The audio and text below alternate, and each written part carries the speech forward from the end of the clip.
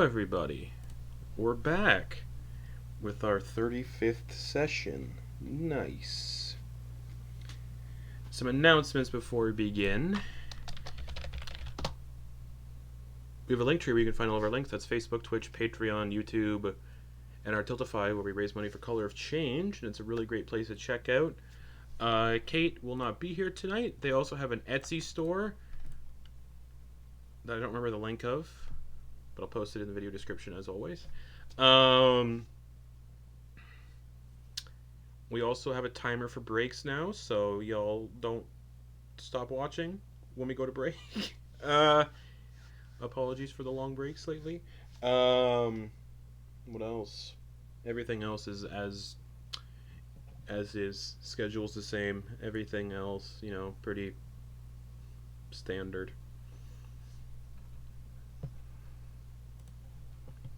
Spoilers, tonight we switched systems to Edge of the Empire, or whatever it's called. Everyone's playing Trandoshan. Yeah, everyone's playing Trandoshans now. Anyways, speaking of clunky systems, let's get to it. Last we left off, 5th edition, yeah. Well, not as clunky as previous editions. Anyways.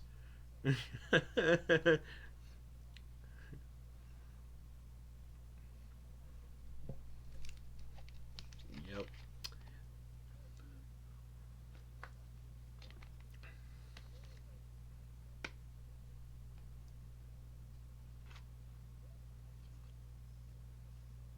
And speaking of getting your soul sucked out, I'm going to do the recap. No. Last we left off, the party did some technically time travel and fast forwarded the world 10 weeks after making a wish to no longer be this. Well, yeah, I covered that last week. Yep. 10 weeks passed, and the party's memories were wiped of some certain things, or changed and adapted and weirdly, whatever, man. It was no way homed. And the party decided to head to Trundleheim after learning that there is a teleportation circle there they could use to get to the capital, because Dax's parents are in Highgate prison, and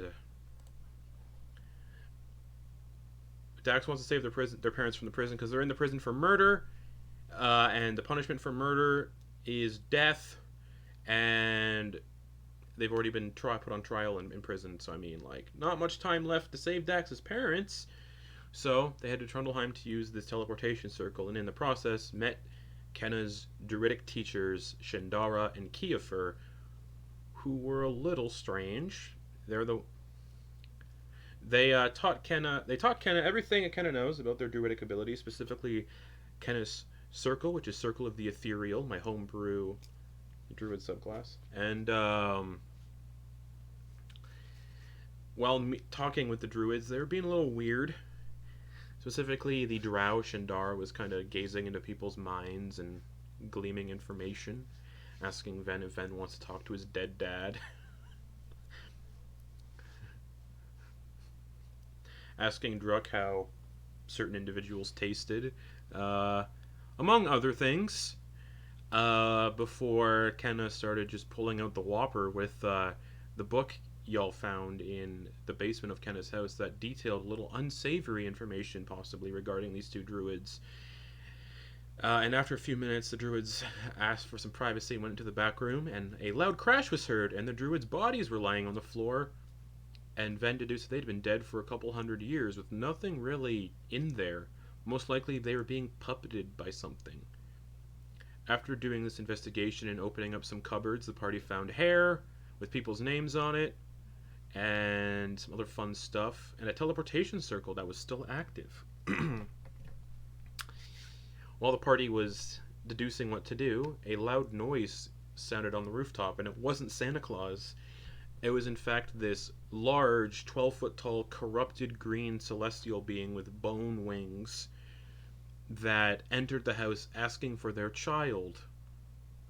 Not wanting to tussle with this individual, the party were pulled into the teleportation circle and arrived in the Dreamweave district of Anundiel City, specifically in the Crucible of Sending, where teleportation circles are maintained in the city.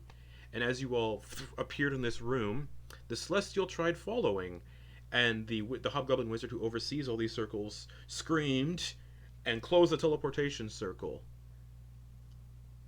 And that's what we're going to pick up as the Hobgoblin closes the circle.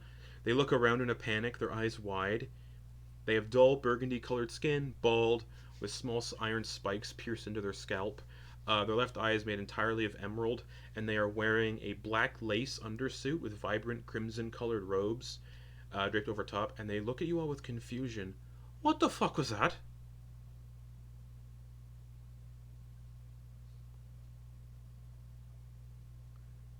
They stroll over to the now deactivated circle and poke it with their foot and like tap on it. They seem to be wearing a pair of knee-high dark red leather sandals. They turn back to you all and take a couple steps back. Anyways, that'll be 150 gold pieces each for using the circle. And they wave their hand, revealing 6-inch long lavender colored fingernails, and conjure a small iron lockbox in their hand. For you, using the circle is 150 gold each. You're in the capital, Dreamweave district, Crucible of Sending. So we maintain all the teleportation circles, and they point to like 20 or so teleportation circles in this room that are active and glowing. 150 gold each for using the circle.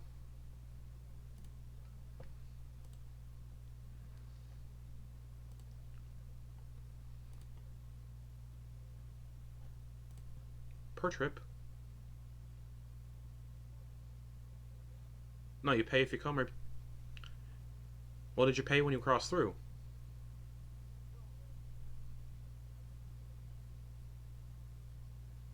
Right. Never mind. It seemed like you were in a little bit of a predicament. Never mind. Oh, okay. I don't want to hear about it. I don't want to be. I don't want to be the kind of cover their ears.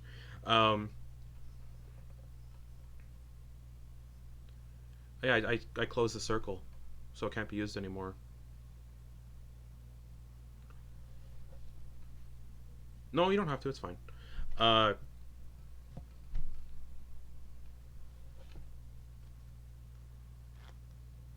all right. And you can get a better look at this chamber now too. There's about 20 or so teleportation circles, all tucked away into large alcoves in this chamber, each with a plaque above the alcove indicating where the circles lead. Hundreds of candles float from the tall ceiling, emitting a dull lavender-colored light. The walls are a smooth purple-black stone covered in tapestries of orange, red, and blue. The orange tapestries are emblazoned with images of a Tarrasque, red with phoenixes, and blue with krakens. And the floor is the same texture and color as the wall. On the right wall is a stone archway with a set of stone steps spiraling upwards. Left wall, similar archway with stone steps spiraling down, but with a shimmering veil across that one. Carved under the stone above the rightmost archway are the words Dreamweave District. Above the left archway are the words Crucible of Sending, Students of the Academy Only. And Ven, you most likely would have used this room if you ever came to the city while you're working at the school, because there's a specific alcove that says Soulspire Academy Students and Staff Only.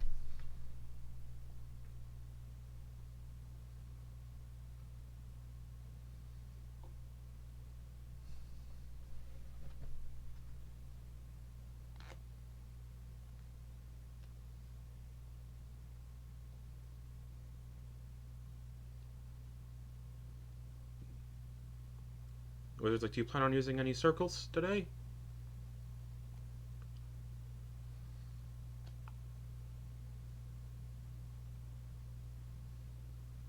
No, we don't have. The Soulspire Academy actually doesn't have jurisdiction on Remnant, so these teleportation circles only lead around here, the core, and to Old Anundiel. Why? Yeah, we don't have any teleportation circles that go to Remnant. And Kenna is going to speak up and say, yeah, I think we gotta get to the docks if we want to go to Remnant. Well, you would remember the airship doesn't only go to a specific place in Remnant. You'd have to take the only way, if you want to get to where you need to go at the prison, you have to take the prison ship. Yeah.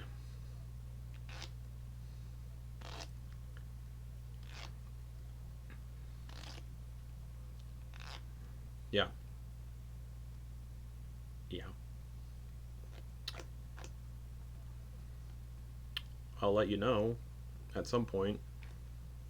Uh, but Ken is like, we don't know how long we have until, like, we don't know when Dax's parents are gonna have their punishment enacted, and I don't have parents, and I don't want Dax to not have parents, so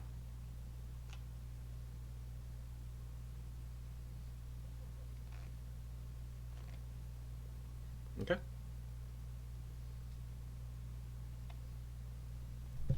Okay. So you go through the you go through the right archway because that's the only way you can go through because none of you are students. Uh, okay, you get to the top.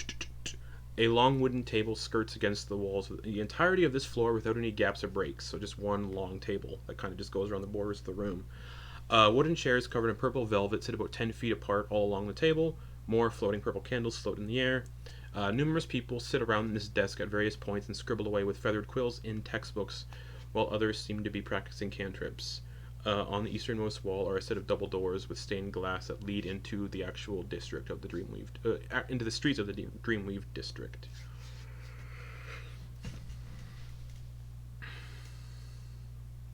Kind of nods.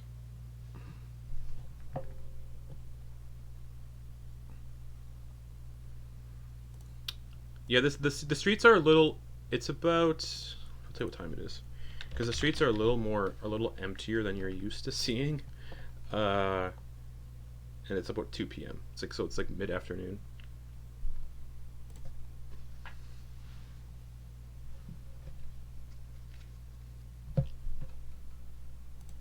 Yeah. How about I show you? I'll move you guys to the Anundiel city map. Oh, that's Dawn's dead token floating over there. So you're about here. Oh yeah, you need to be on Roll20 if you want to know the map. Anyways, you're on there, Caleb, so it's all good. Uh, I'm pinging where you guys are currently, and the Temple district is a good couple-hour walk. Yeah, big city, millions of people live here. And that's big for like fantasy setting stuff. But yeah, you're in the Dreamweave, and then basically the other side of the city is the Dawn Ward, where the temples are.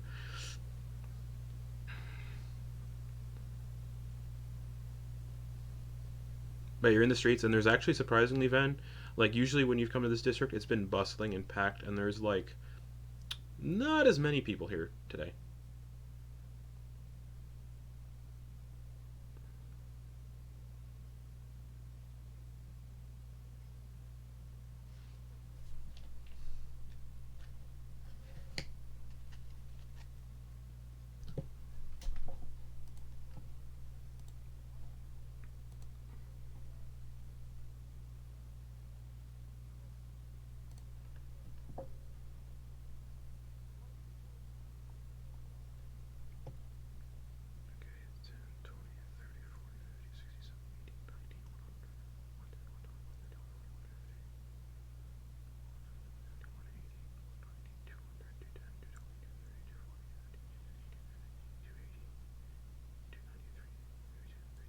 Oh shit, I actually have that.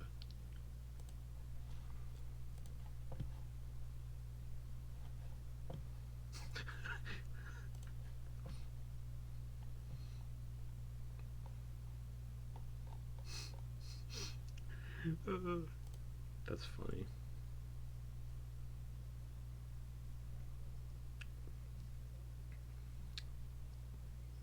Also, you would remember last session I told you guys people only get sent to Highgate prison for basically murder and stuff. Yeah.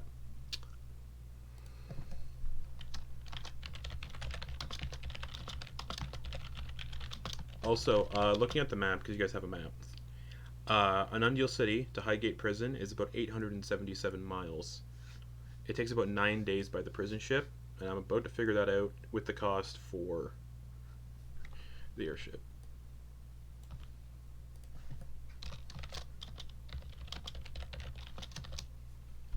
And the airship's quicker.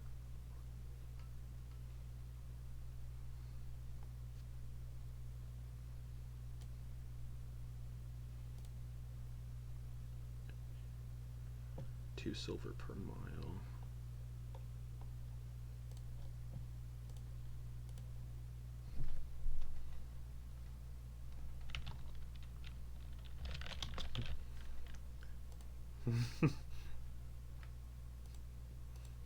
Quoin is just suddenly randomly a human man.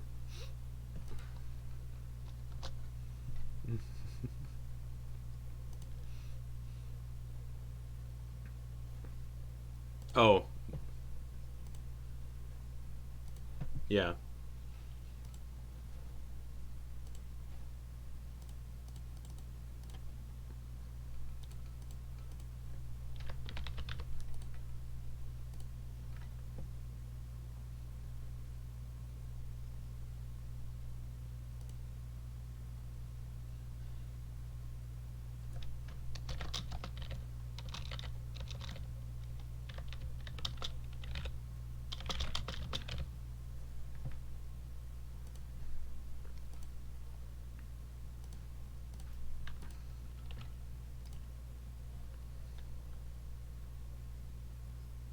Nope. They just have 1 hit point, so if they get damaged, they're done. Yeah. They're very delicate, and they can only hold up to a certain weight.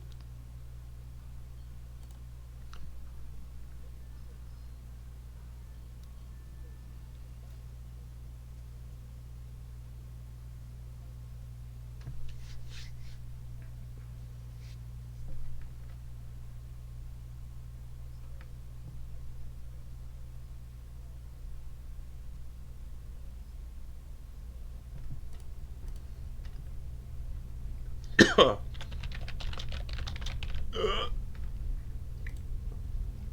my god, I'm choking.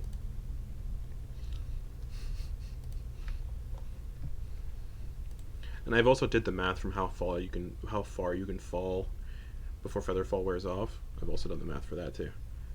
No, because you fall 500 feet around automatically. Oh yeah, no, right. It's about 600 feet because Featherfall slows you down. Yeah, it's about 600 feet. And the airship flies a mile up.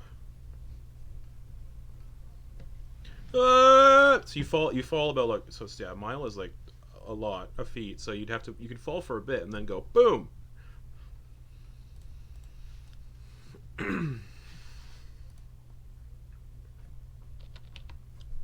Yeah, so 600 feet.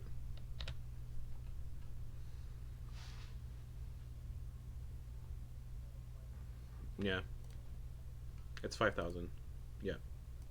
It's 5,800. It's 5,000. It's 5,000. It's 5,280. Because I.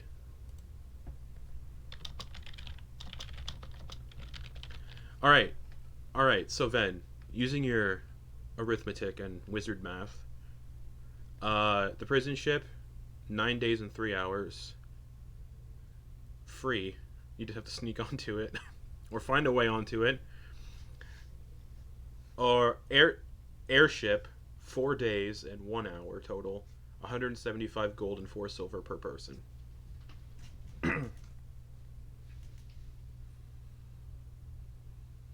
Because the only reason the airship was so expensive last time you guys took it is you took it like a round trip, kind of like. Yeah. You went like 2,000 somewhat miles total. Yes. But yeah, you're in the district where the airship is, so.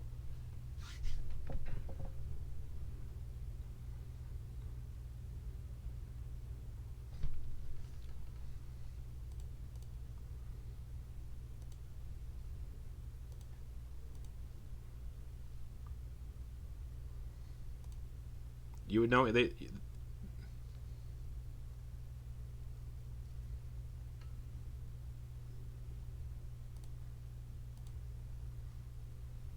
No, no. I think find steed. Find steed doesn't work that way.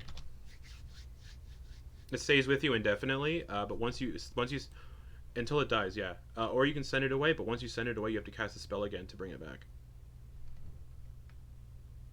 Hmm. Yeah, yeah. You can, yeah.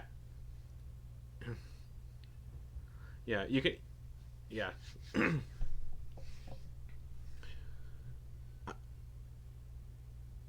In either case, casting the spell again, someone's just yeah. You still have to cast. You still have to cast the spell again to bring it back.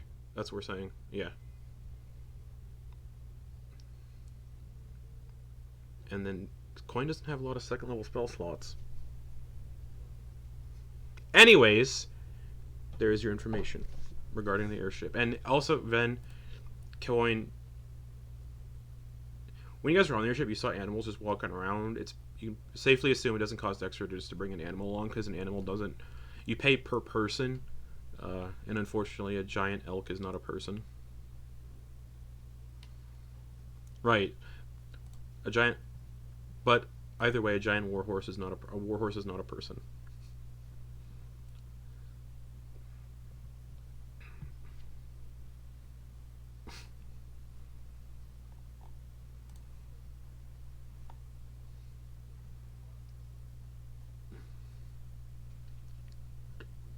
So, what are you doing? Yes.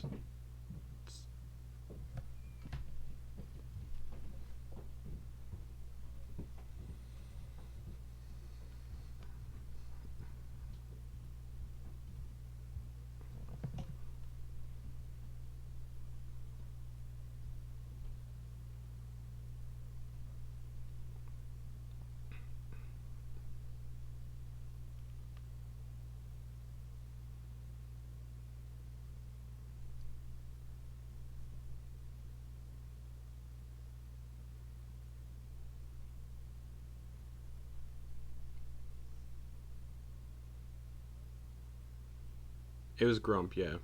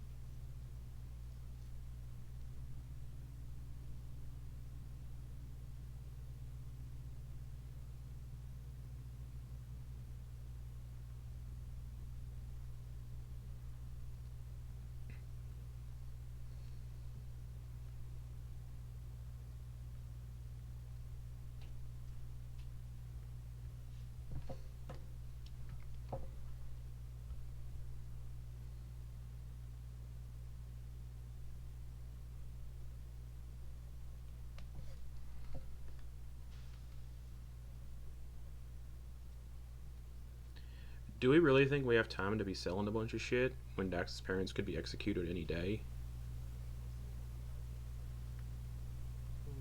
Yeah, fair.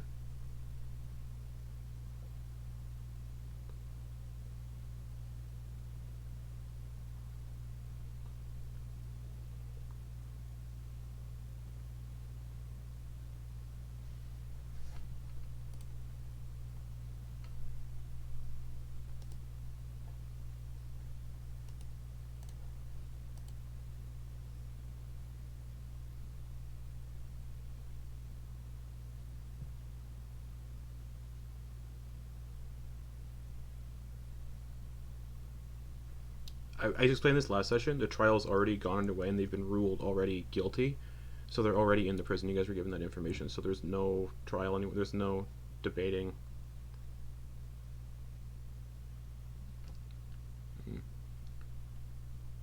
You wouldn't. I'll say you'd have the knowledge that you wouldn't be able to find anybody on this continent to do that because the Highgate prison is technically under rule by the High King of Remnant. So anybody here would be. It wouldn't. The jurisdiction wouldn't work here. Basically, the jurisdiction is different and it's a little complicated.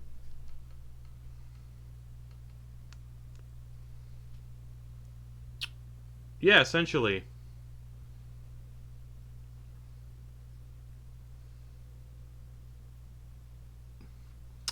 Yeah, it's basically like Garrett said, Guantanamo, in a sense, but less problematic, uh, and appeals generally don't happen.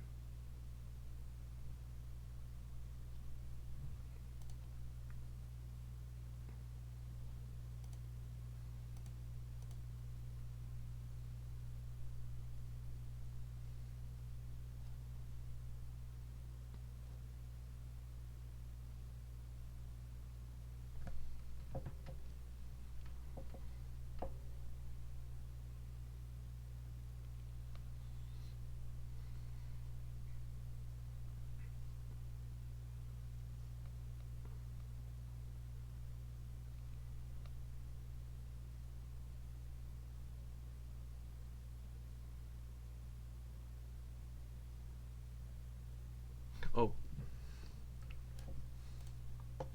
the math was wrong.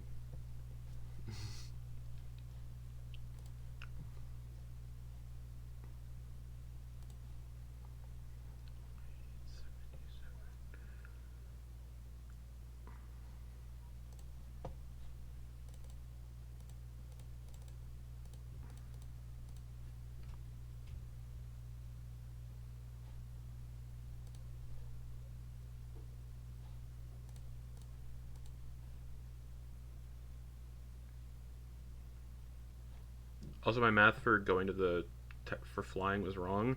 I calculated going to the prison. You'd have to. The only way the airship sails is the capital there, so I have to do the math again.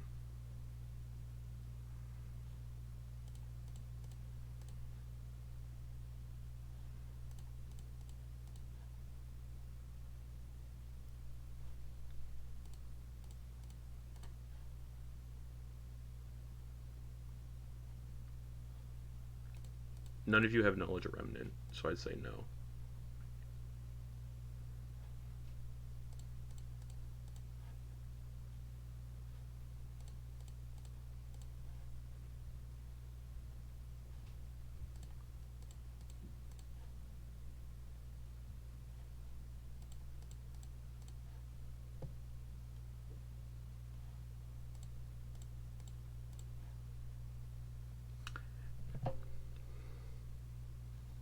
Does Dax have anything to say about this sort of conversation? Because it is involving their parents, and everyone is kind of talking instead of you.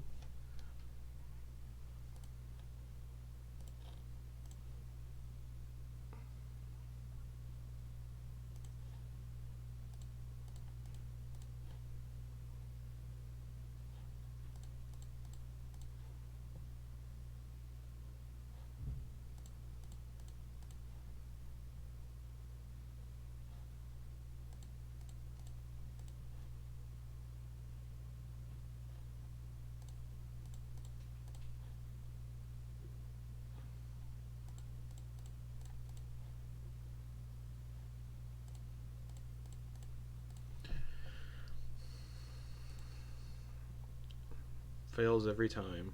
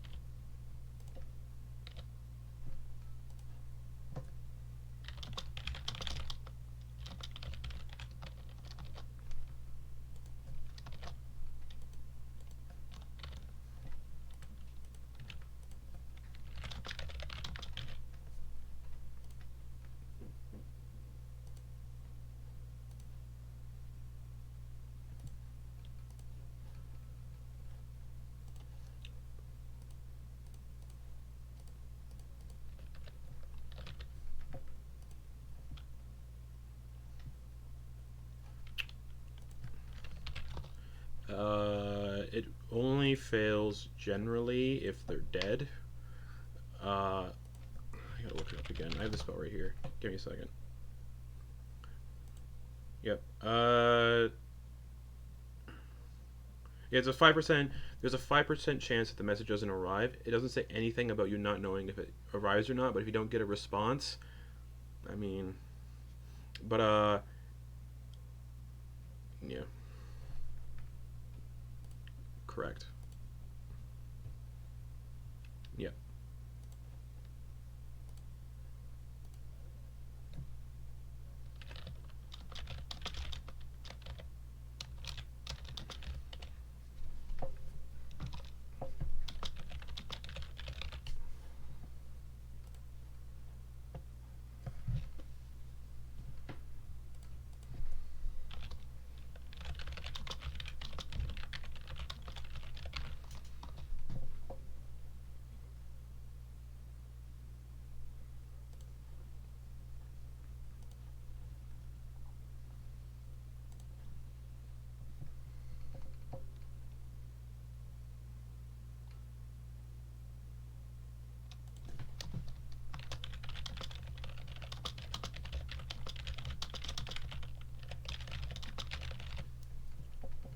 Also, the updated notes for travel: 5 days and 7 hours by the ship. Or not? That's if you go to the capital. It's 5 days to get to the capital. Uh, yeah, 294 gold and 4 silver per person, and it's 1,147 miles.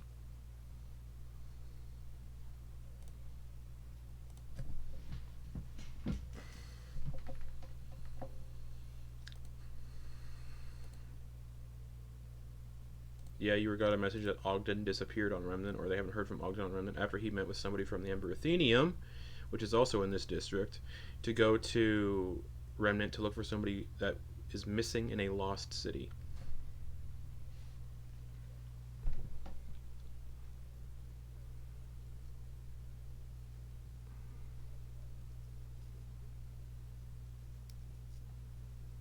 Yep. Hazar.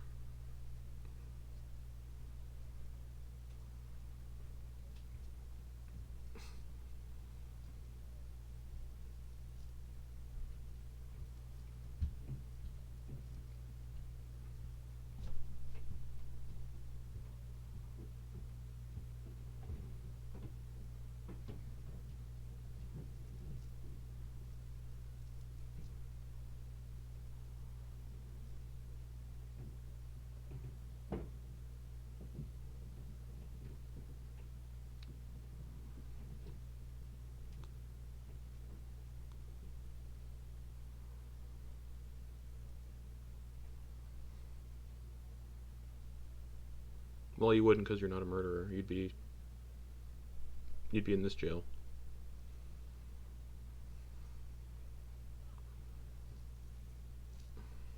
So, yeah. So what are you guys doing? It's about early afternoon. Yeah, 2 p.m.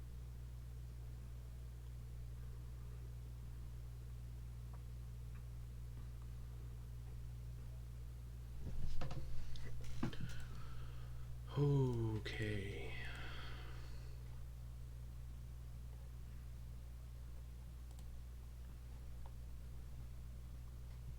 Oh yeah, I should roll to see if it's been booked.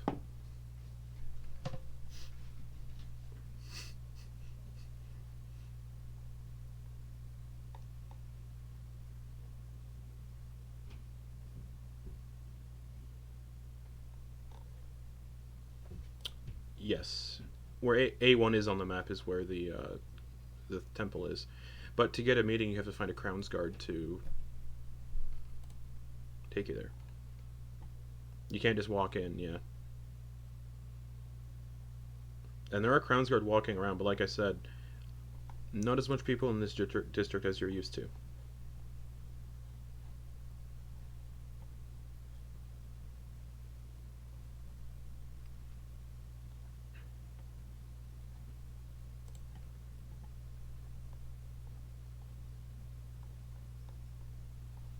Well, let me take a selfie.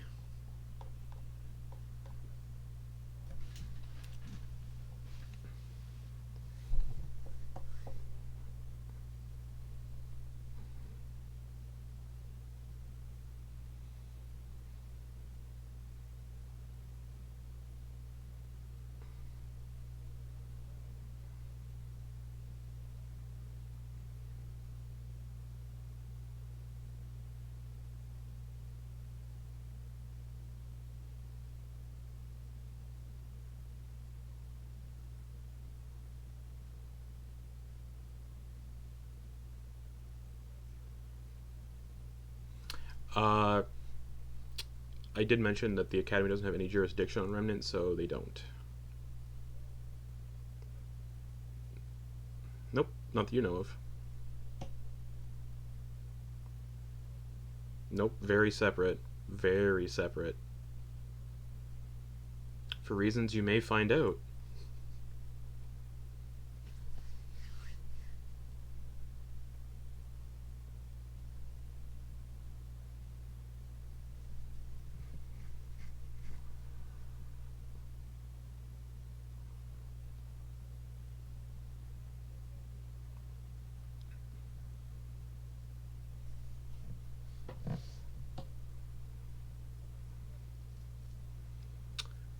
Give me a history check. Give me a history check, Sven. Ven.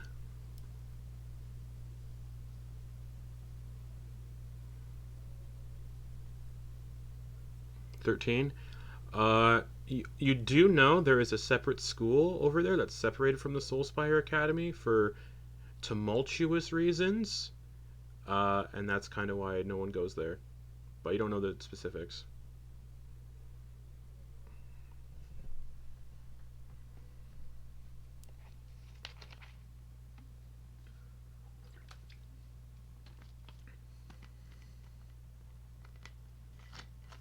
Remnant's fucked.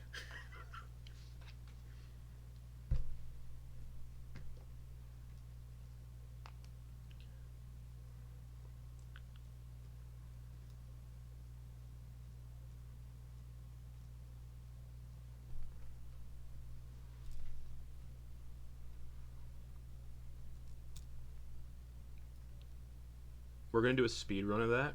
So just tell me what you guys want to sell, and I'll tell you how much it is.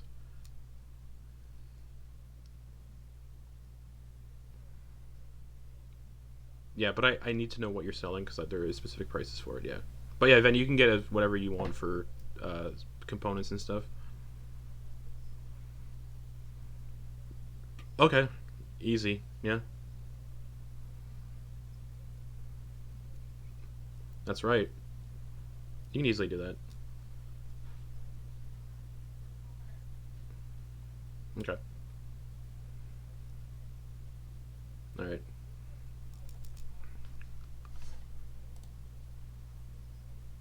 How much? What rarity is it again? It's an uncommon, right? Or is it a rare? It's a rare. Okay. Yeah, that's rare. Blue's rare. Okay. Okay. So there is checks for this to see how much you can get for it. So you walk into a shop. It's like we'll say it's a magical pawn shop. And behind the counter is this large ogre with 3 heads who just sits behind the counter singing. The actual proprietor of the shop is a gnome with a 20-foot long beard. Hello? He's wearing a big set of goggles that like magnify his eyes like 10 times. How can I help you? My name's Rodolphus, if you care. Hello. I don't know what that is. No, I'm kidding.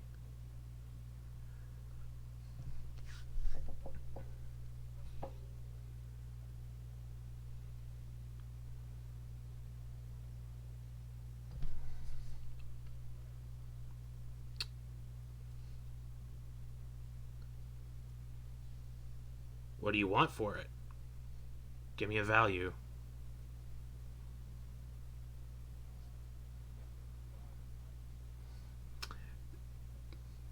The base item price for a rare is about 4,000 gold.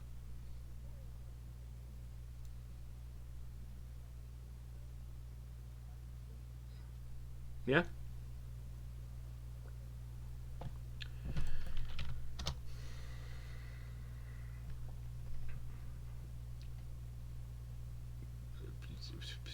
What you'd expect them to sell for. I do trades!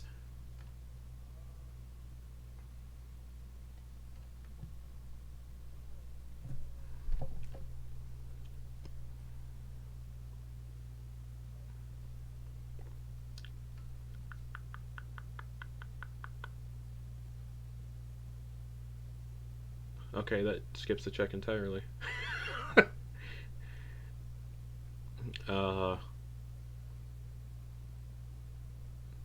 Because the check determines if you get 50% of the base price, 100% of the base price, or 150% of the base price.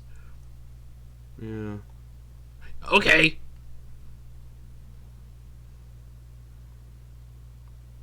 Alright, he gives you 3,000 gold.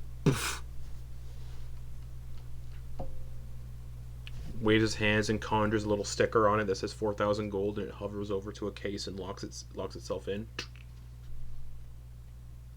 You're welcome.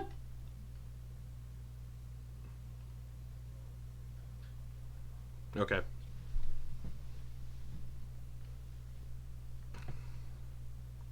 Okay.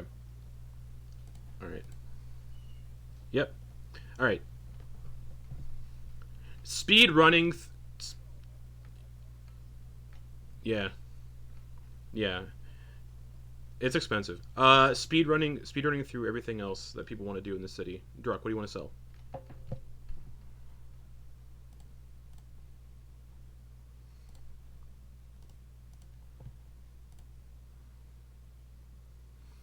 You'd have to go to the market ward, and that's about an hour walk. Dreamweave specifically spell components and stuff.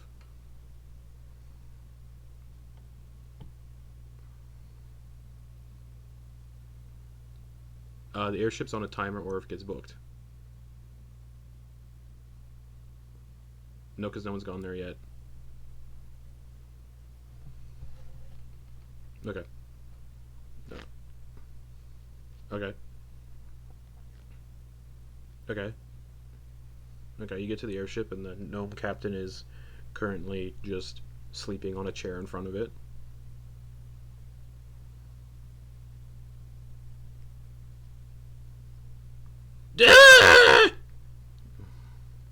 Yes, what do you want? Doesn't recognize you.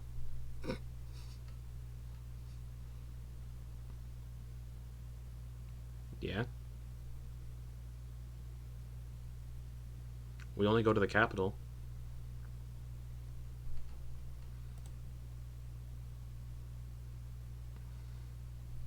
Depends where they're jumping off. People jump off all the time, but there are specific areas you don't want to jump off on, Remnant, so it depends where you... Around the prison. Some other areas.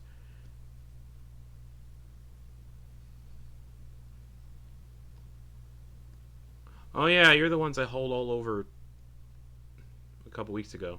Or actually a hot minute ago. Oh yeah. Yeah, whatever. As long as you're not jumping off near the prison. Or if you do want to jump off near the prison, just make sure none of my crew see you, because we don't want to be liable for any injuries and death. And crime and punishment and jail time.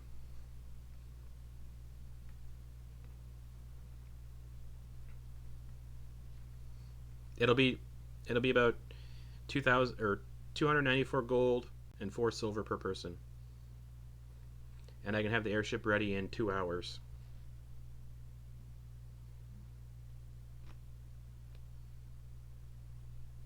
Before we leave, yeah?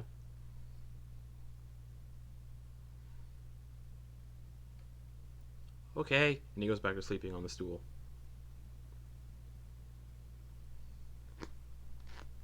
Okay.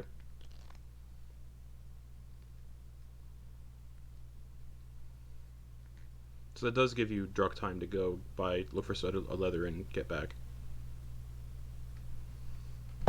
Like I said, trying to speedrun this stuff because I hate shopping. I find it so boring. Okay. Studded leather. 45 gold. What else were you looking for? Okay. Anybody else buying anything?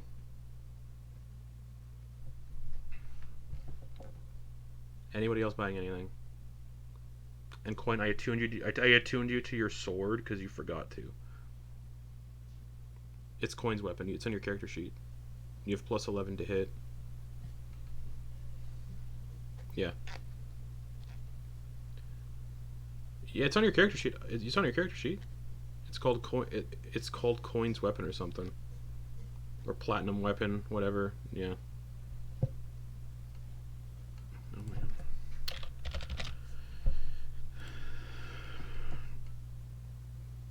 Yeah, I'm looking at it right now. Platinum weapon brackets Quoin.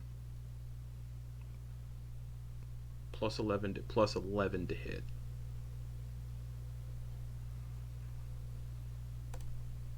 All right, so is that everything? Nobody's buying anything else? Are you sure you want it attuned to that? You sure it's not cursed?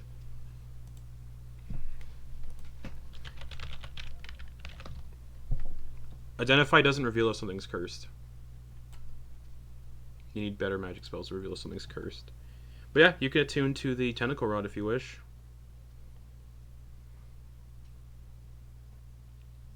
It's your choice, whatever you want to attune to.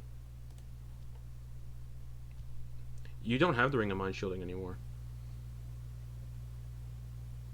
Interesting. I'm surprised that happened. Okay, just saying, I'm surprised that happened. Pick your choice, a tentacle rod or Ring of Mind Shielding. Let's go.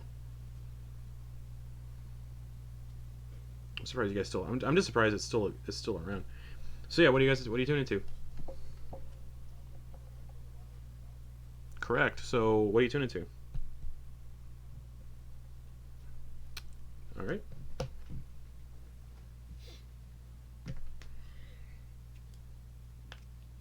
All right. That covers everything. 2 hours pass. The airship is beginning to take off. Well, not take off, but they're waiting for their payment.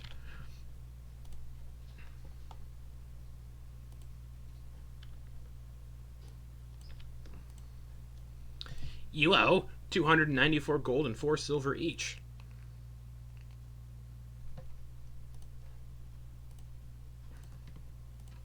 Which is like chump change right now for you guys.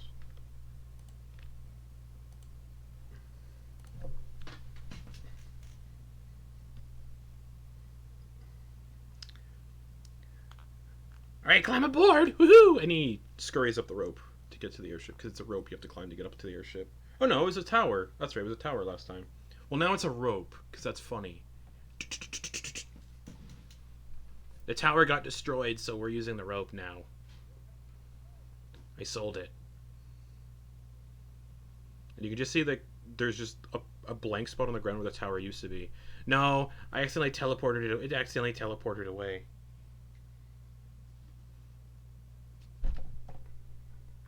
Yep. Oh, Kenna has Sovereign Glue. I keep forgetting that.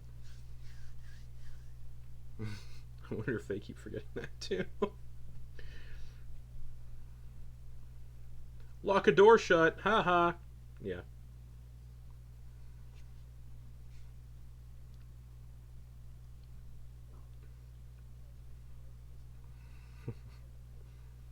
Lock, or you like glue somebody to their bed when they're sleeping. Anyways, you will get onto the airship.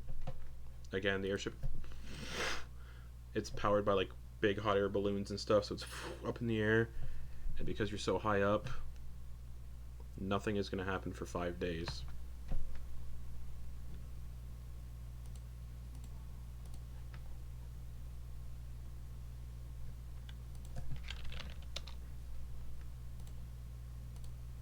Okay. Kenna might not respond a lot because their player's not here.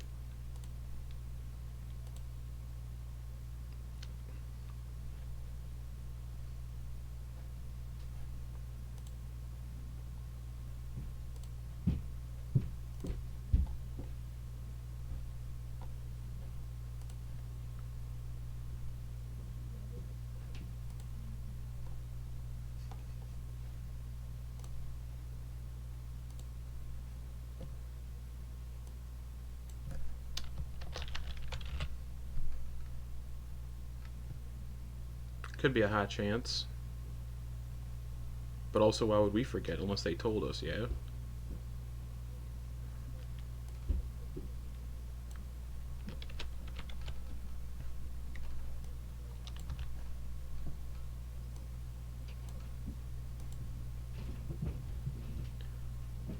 Well, no, you do remember Dax handing you the hand.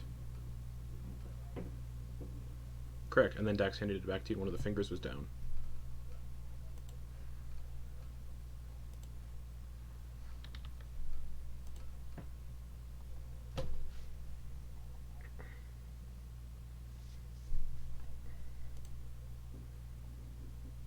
Okay.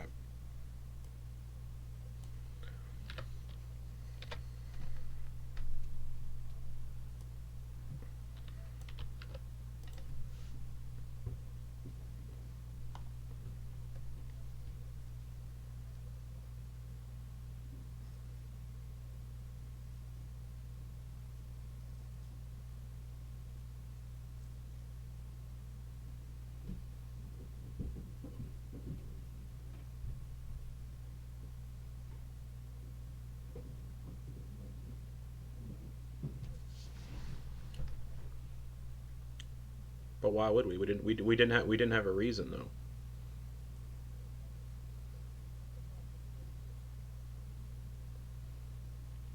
But the person also we were told that when by the person at the Wayfarers Guild that the mercenaries walked in, one got knocked on the head immediately as soon as they walked into the house, and when they came to, their partners were murdered, and the only people there were Dax's parents. No mention of anybody else. We were told that specifically. Yeah, but we weren't there when the murder happened. But we were told that there was nobody there when the corpses were found. But we weren't. But everyone's saying we weren't.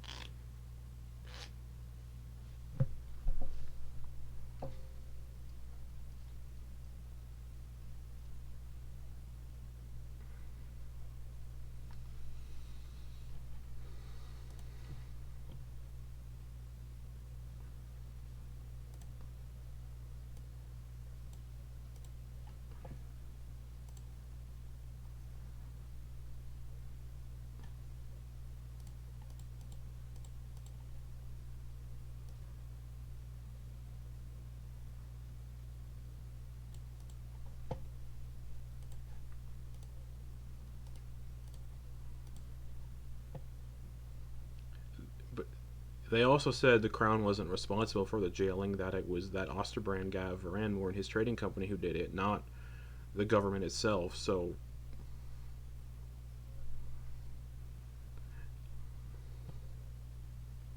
you actually do remember meeting him in the warehouse. Yeah. Yeah.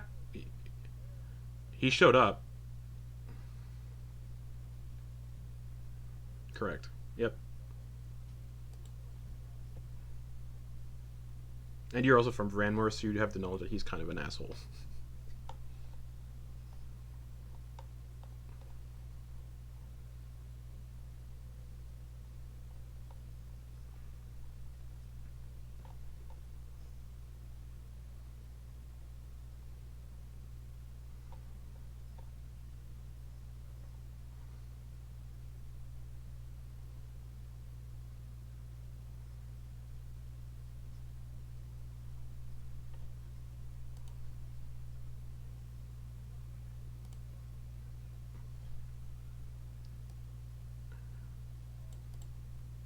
And one of the crew walks by, just going,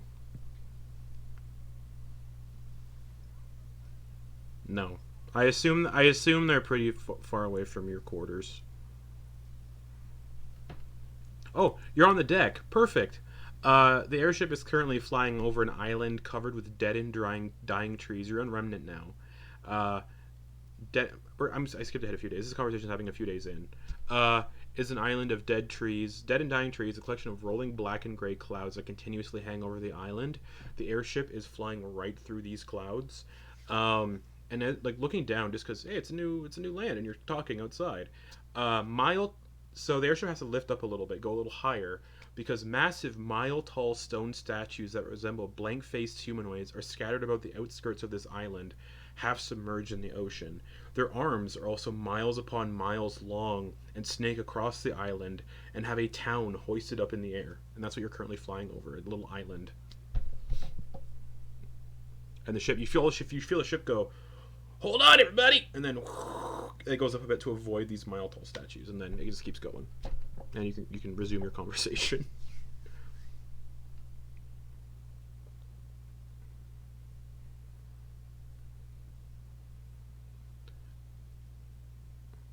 I mean, it's safe having some sort of not doubt, but reservations about Dax's parents and who they really are. Because Dax is kind of violent, and Dax does murder people. Kind of does just Dax is pretty violent. So there is a good chance that they got it from their parents.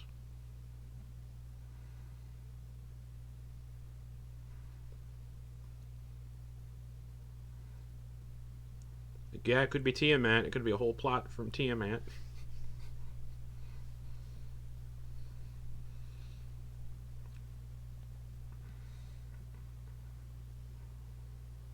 And I and I believe yeah, and I believe the priest told us last we heard that when Asmodeus was destroyed and the new whatever took over the Nine Hells, since Asmodeus was kind of controlling Tiamat's prison and kind of keeping her caged up, that kind of broke when Asmodeus died. So maybe the new guy in the Nine Hells is responsible for Tiamat getting loose.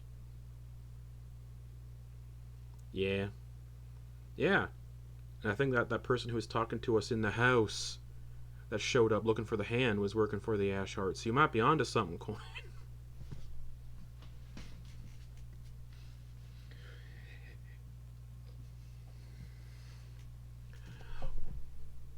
Maybe the Ash Hearties are big bad.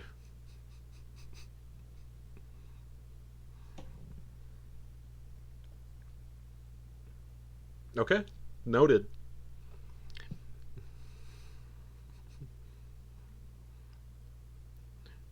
Somewhere, somewhere deep in the Nine Hells on the Ninth Layer, a Devil Lord is getting a little itch, and their ears are ringing slightly. But yeah,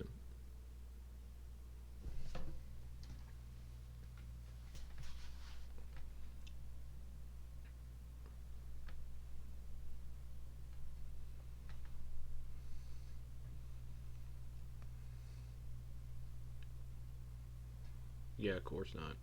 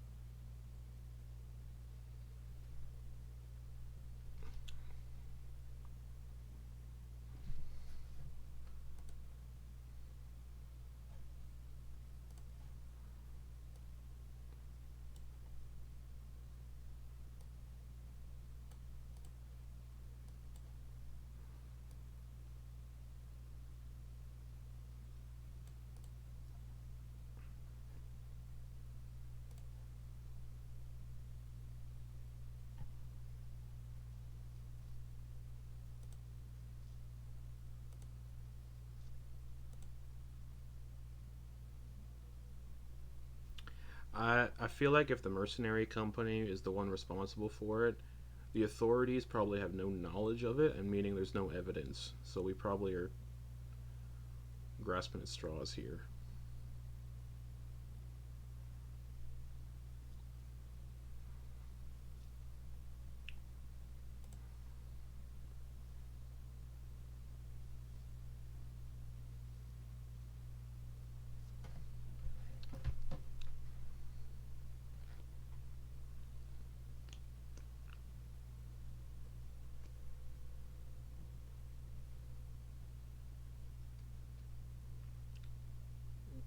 Well, there could be no proof that they're even in prison.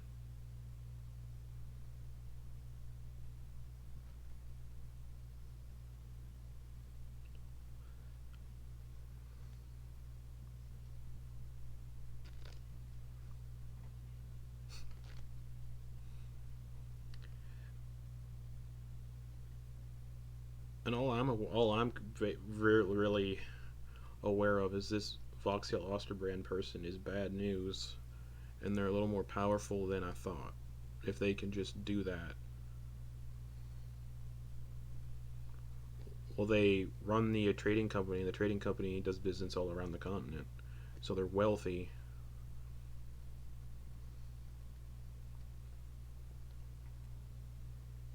We're really far away now from him.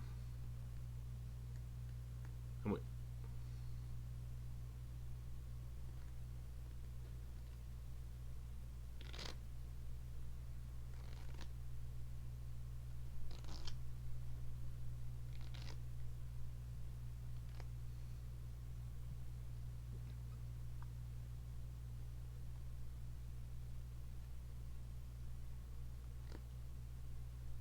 Well, they're also a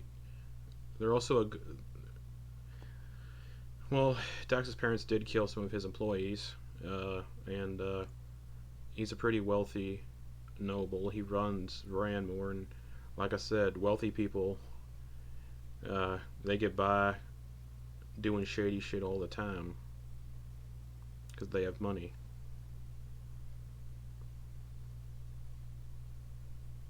It's shit. Rich people need to be. We don't have a lot of money compared to some people. We got to eat the rich, basically. Not actually consume them, but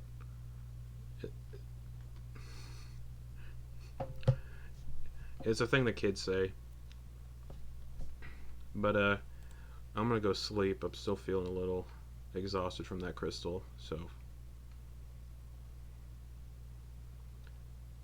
And I'm gonna lock my door just in case. Dax is a murderer.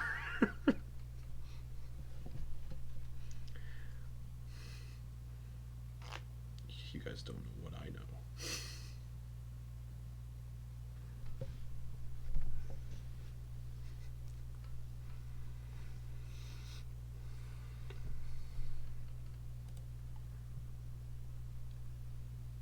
Yeah.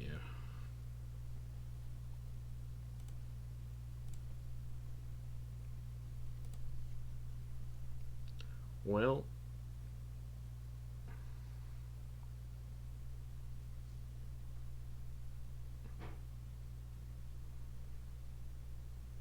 kind of wanders off to their quarters. Sleep well, everyone. We got a prison break tomorrow. This is very quietly. Possibly. Well, we'll have to see when we get closer.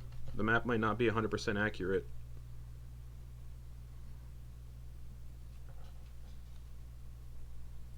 Because trust me, you're going to want to wait.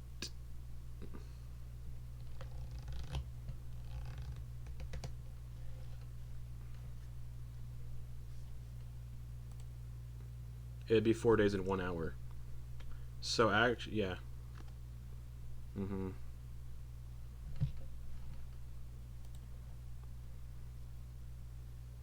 For what? Yeah. I also have to rechange my notes.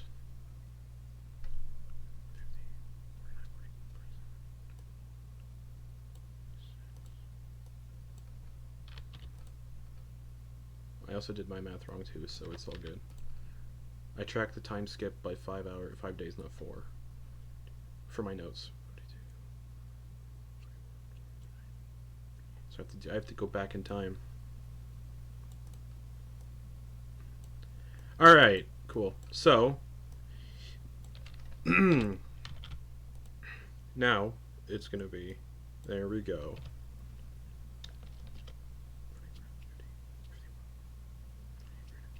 Yeah, you guys have been together for 51 days now, but 119 days have passed since the start of the campaign. Weird. And it's the 42nd of Ziln now. That's right. It is the 42nd, not the 43rd. Okay. Cool. So, where are we here? Okay. And you're arriving by airship. My notes are for a prison ship, but I can easily fix things. There's a loud explosion of thunder and the sound of a torrential downpour. You feel the airship getting just moving along, and at this point you'd all be smart enough to go onto the deck because it's been the time you were told. And down below, about a mile down, yeah, there's a thunderstorm going on, and the waves are rough. You can see a prison about a mile down. It is built into a collection of jagged, dark, gray stone cliffs, and it's actually along the coastline, so the map is inaccurate. So it's along the southern coastline of this region. Ocean water splashes up against the rocks. The prison itself is 4 stories high with large arched windows without glass or bars. 4 tall towers at each corner of the building, and four tall towers at the corner of each building. Every so often you can see the light of a lantern pass by a window, then disappear before reappearing moments later by another of these windows. There is no dock or anything. There's a good few hundred yards or so of open water. Hold on. That's from the prison ship. There's about, yeah, actually, you know what? Yeah. Where you're currently passing over, there's a good few hundred yards or so of open ocean water that is raging. On the land to the left and right of the prison is about 10 miles of open land. Actually, it wouldn't be 10, it would be 15, because these grids, remnant is 15 hexes. So, on the land to the left and right of the prison is 15 miles of open land, covered in jagged rocks and stones before reaching any sort of tree line.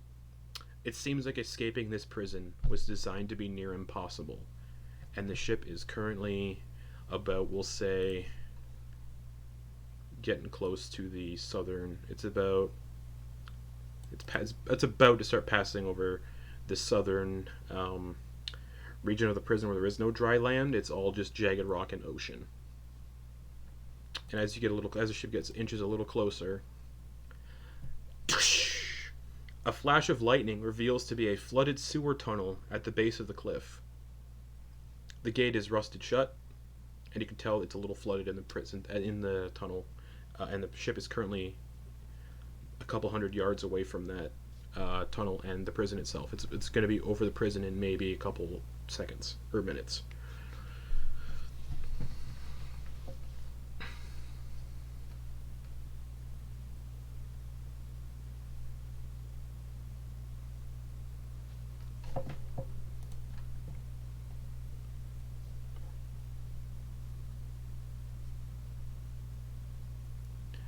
If you land on the road, you have a 15-mile trek through open, barren landscape where you could easily be seen.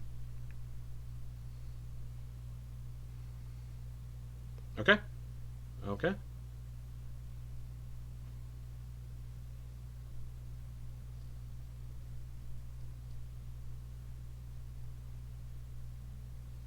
I will say you guys do not have a lot of time to talk, as the ship is currently passing over the prison now.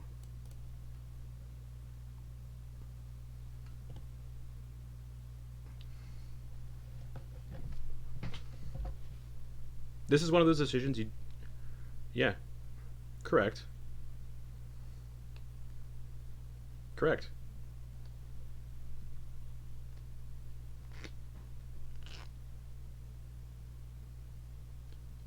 Okay.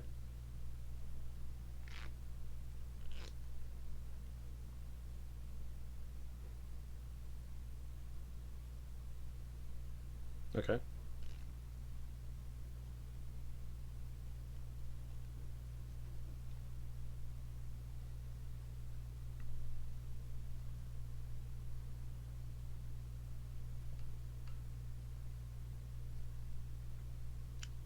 Make a religion check.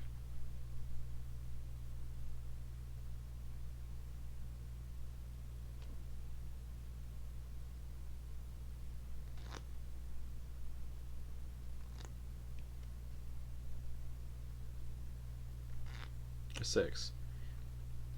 You're not sure. Maybe it's because Bahamut's still fragmented, but you're not sure.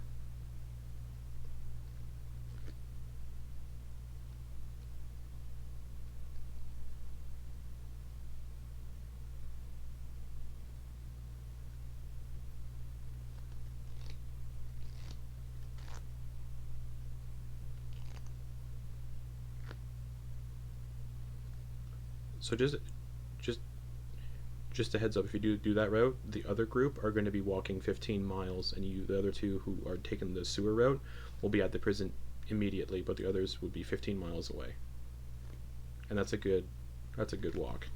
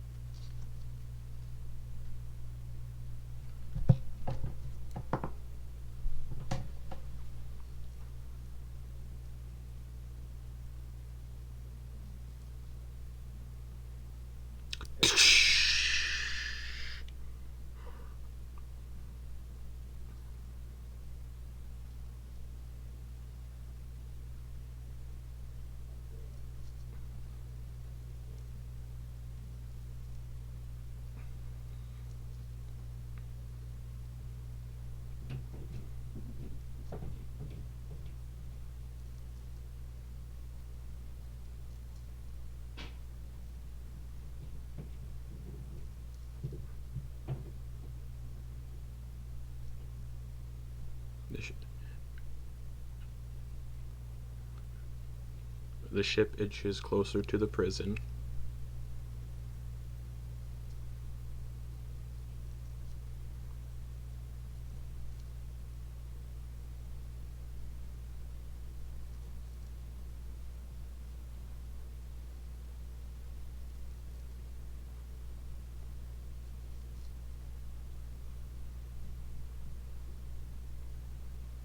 Yep.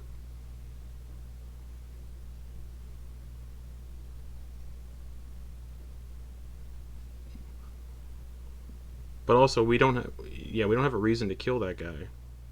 We'll be in the, yeah, that won't solve anything.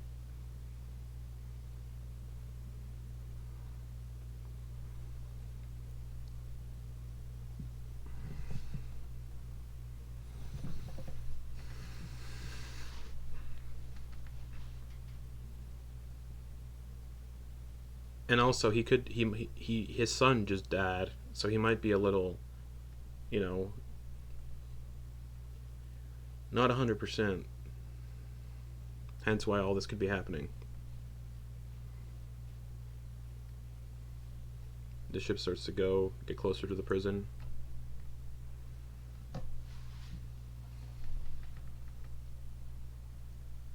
Perception checks from everybody with disadvantage because of the storm.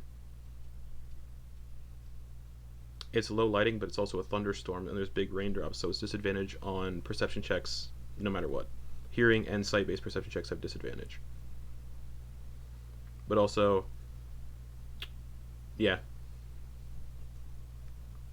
5, you can't see what the rain's like coming down so hard, it's like you're kind of like squinting every so often. And the lightning flashes when they occur, they're pretty blinding. 18? Okay. Okay. 20. Oh, also, because it is night out, who here doesn't have dark vision? Okay, Dax, you're not going to see anything regardless. Well, yeah, never mind. Yeah, the lightning. So everybody but Ven, the crew aren't on the deck because of the storm, the lightning storm, and you're in the clouds, so no one's on the deck, except for you 5.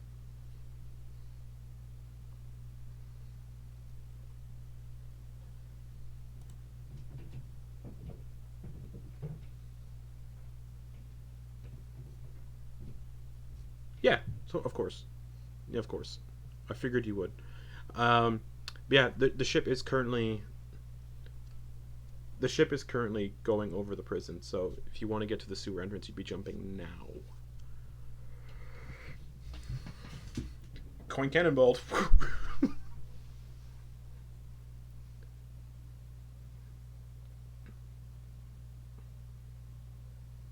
Yeah, because it's dim light. It's dim light. I'll say the lightning blast will affect the cloak for fun for like 1 second. And you're like, oh, yeah.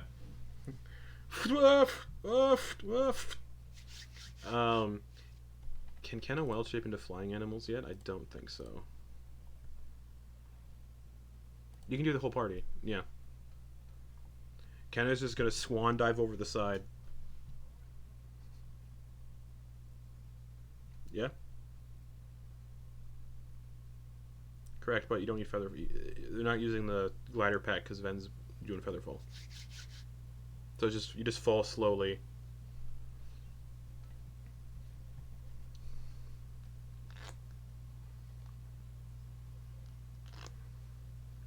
But as you all leap over the side of the ship, and the ship just keeps going at 9 miles an hour,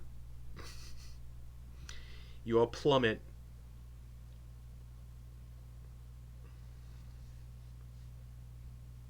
The horse isn't getting into the prison. And also, you're all basically going towards to access this sewer grate. You do have to land in the raging ocean water to access it. Or you can steer for the jagged cliffs on the side and attempt to scramble down the cliffs. It's featherfall. You're going to land softly. But it will be strength saves if you land in the ocean. Just a heads up.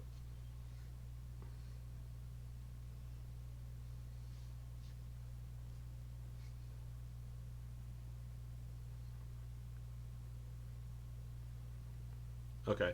But where are you aiming? Do you want to go for the rocks, or do you want to land in the ocean and make strength saves to see if you don't get pulled underwater? Okay. For the sake of this, to see if you can direct those that are falling, Ven, uh, and for the timing of this, we'll say just make me an Arcana check. Yeah, as your fall. Yeah, totally. And the DC is real low. This is just to see if you can like maneuver this featherfall along with the winds of the storm. Okay, you all perch on the rocks, about 10 feet above the sewer grate and 10 feet above the raging ocean. Because, like I said, the grate is half flooded. It is in the ocean. So you do have to kind of partially get in. But once you're in the sewer tunnel itself, you're not dealing with like raging ocean water. But you're currently on the rocks that are being splashed and sprayed with ocean water. So it's like whoosh, whoosh, whoosh, and the airship is like gone by this point. And the grate is right there. And the gate is. It looks like the. Oh, I can describe more now that you're down here. Anyone peeking in the grate in the gate? Take a little peek. Okay. The gate is rusted shut, like heavily rusted shut with rust and barnacles. And the tunnel itself is flooded to the ceiling with ocean water. About a couple 100 feet to the left of this gate is a patch of relatively bare land where it looks like the ship probably lets off. The prison ship lets off rowboats. And that's it. And that would kind of take about 15 miles to get to the front door, or you can just go through the sewer. Ceiling, but everyone can swim. Like there's like this much space, breathing space. Yeah, unless someone has like breathe water. But yeah, water breathing. But I know there's like this much space of like air, so every so often you're gonna have to be like and then yeah. But the gate is rusted shut with rust and barnacles, and the water is about 6 feet deep.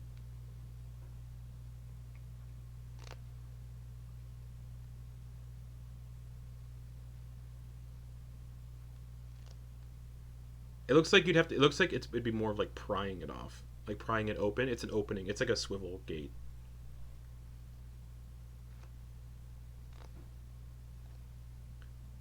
You also have a thunderstorm, a raging storm going on. So any stealth checks are going to be made with advantage.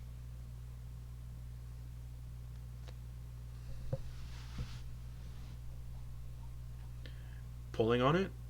Okay. All right. So because the storm's raging on, if you fail, you're going to be fine. Not going to make any noise because, like I said, the storm is really loud, and you're also kind of dealing with a cave that's partially submerged underwater anyway. So a lot of the sound will get drowned out. So give me an athletics check, DC 20 to open this rusted gate. As you're under the water and you're pulling on it.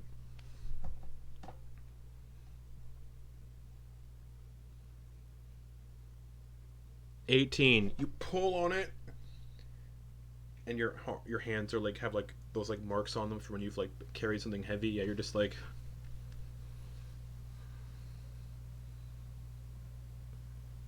You can on the break. It's all good.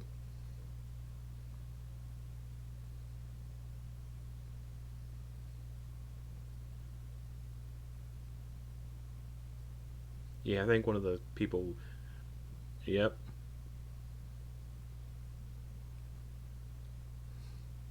Or Dax. Yeah, either or.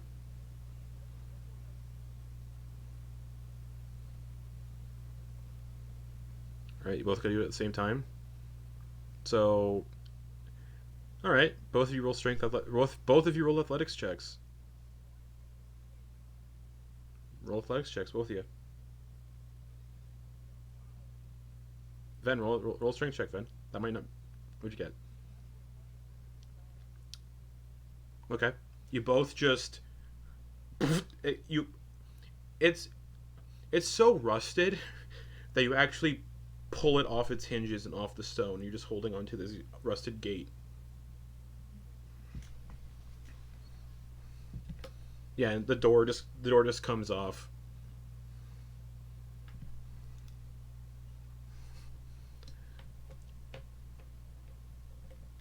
The gate just cut. What do you do with the gate? Do you just throw it to the side in the water, or like?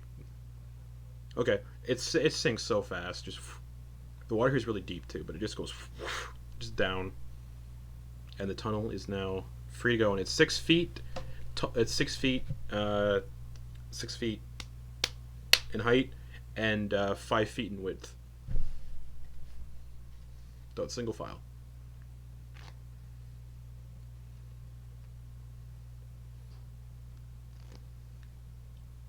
Well, we don't want light sources.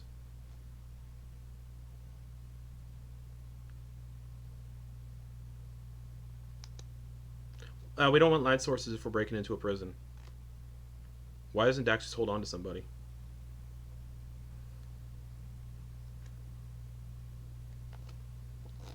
Alright. As you start swimming into the sewer tunnel one by one, we're going to take a break right there, a 10-minute break. I'm going to start the timer. We'll be back here in a few minutes to continue the rest of this prison break. See you all back here in 10 minutes.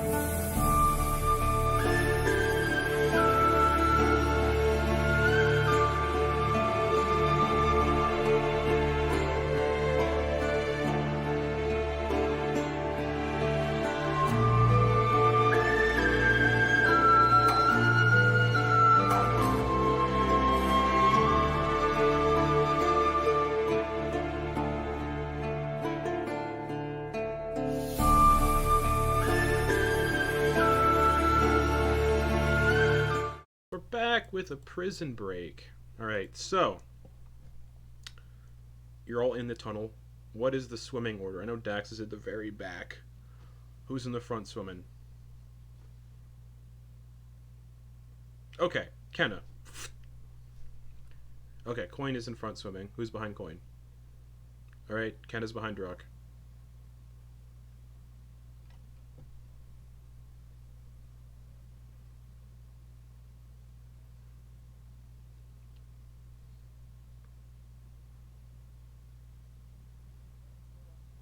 Yeah. Okay.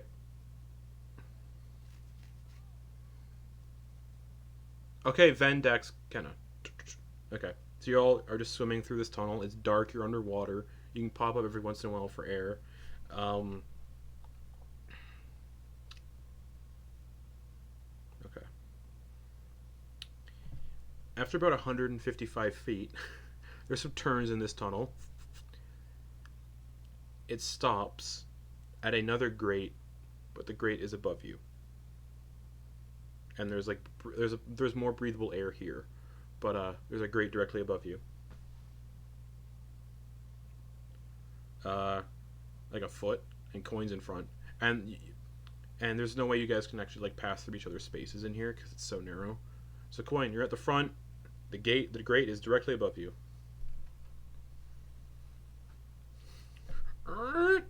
Yeah, you can push it open.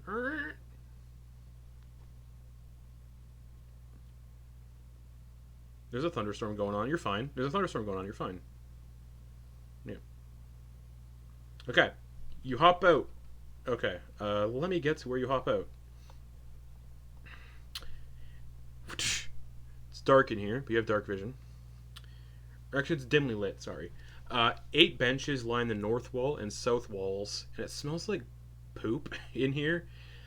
8 benches line the north and south walls, with small holes in the center of each bench that lead directly into the flooded tunnel beneath the floor. You all just swam through the poop tunnel. In the center of the room is a 5-foot wide metal grate, which is now opened. The room reeks of waste, and a guard is currently standing in one of the alcoves where the benches are sat, and is currently urinating quite loudly into one of the holes. Hand up, they're doing the whole like hand up on the wall, and their back is faced towards you, and they're just pissing. And they're wearing leather armor over top of chainmail. They're wearing a full head helmet that resembles a snarling badger. And they have a spear strapped to their back, and they're just loudly pissing. And they've been pissing for a good minute still, and they're still going. Oh, and Quoin, you can audibly hear not laughing, screaming echoing all throughout the prison over top of the storm. Just get me out of here and all that kind of shit. And then just this guy pissing.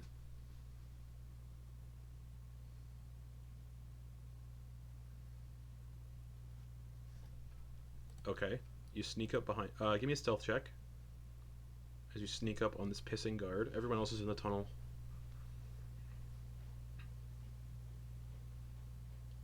Yeah, you can see Quoin sneaking towards this guard who's pissing.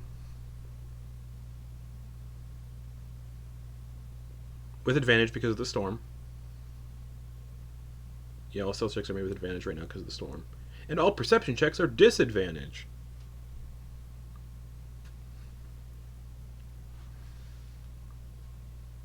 Okay, you sneak up.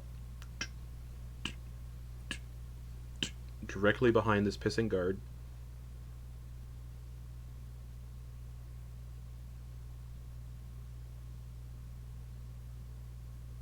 Okay, so just so you know, the choking out rules, you have to choke them out for as many minutes as their con modifier before they pass out. Yeah.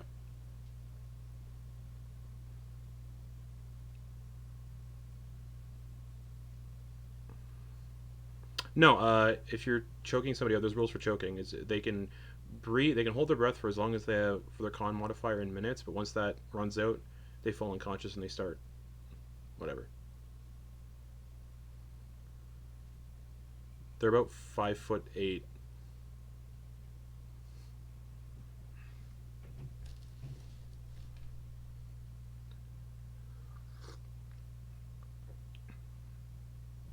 Oh, uh, okay, okay. So the privy hole. So the privy hole is like a privy hole isn't super big. A privy hole is like this big. But he's just like, yeah, he's sitting there pissing. He's going on minute 2 of this piss. You can hear him like, "Ugh!" Like he's straining to get it out. It's like if somebody has a kidney stone. Quoin's right there. But Quoin, what are you doing? He's standing there pissing.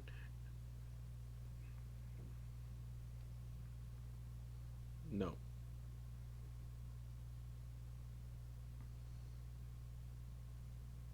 Okay, make an attack roll with advantage.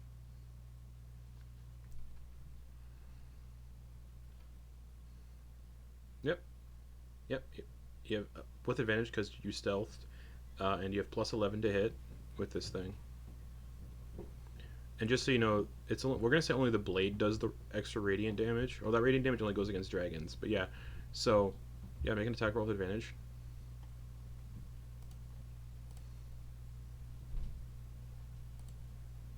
That definitely hits. So you just like somehow you crack him in the back of the head, but yeah. All right. Yep.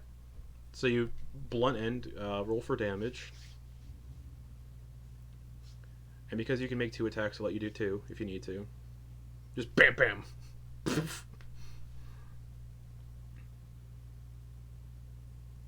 Okay. He just and you know what, I'm gonna roll for this. He stumbles forward face first, doesn't drown in his own piss, but his face just perfectly goes into the hole. Okay, yeah, he's out cold. He's out cold. Just yeah, he's out.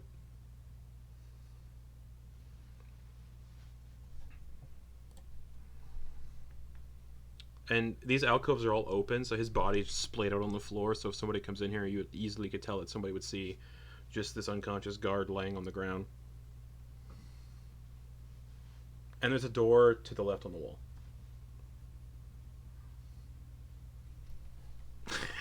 Okay.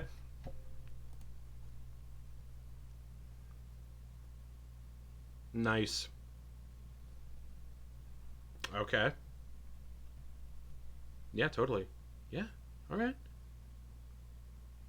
Okay. So you prop him up on this on the seat, paint some fake puke all over him, and then with the paintbrush, and then the puke actually forms into real vomit, smell and everything. Just so yeah, that guard is unconscious and stable. So Druck's the only one who sees that because everyone else can't get past Druck. So Druck is just like,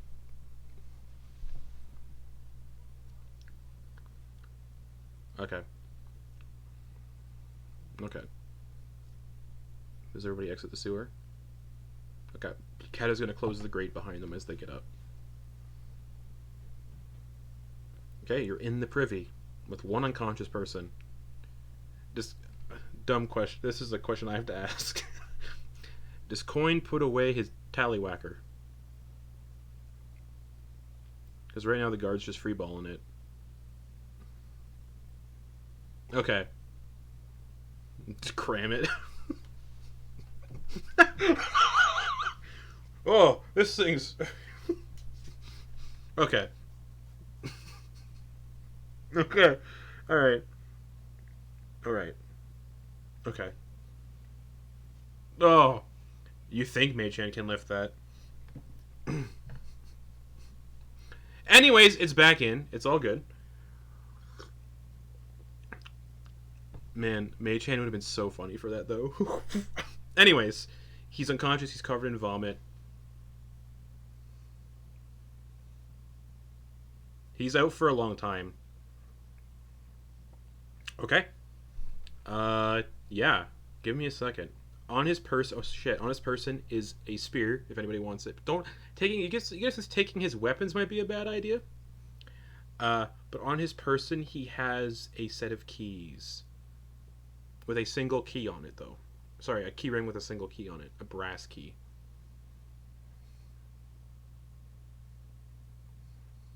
Okay.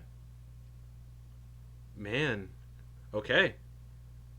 Didn't think about that. Um, I feel like there should be a check involved to expertly copy these keys, but fuck it. Yeah, you can do that. Shh. Yep. Damn. Reminder, you still.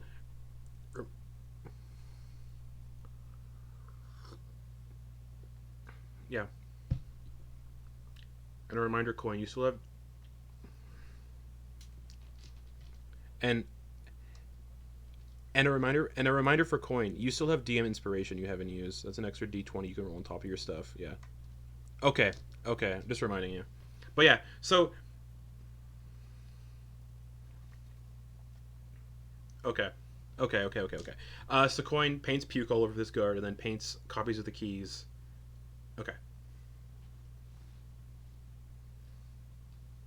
There's a gold limit on it. Chainmail is pretty expensive, yeah.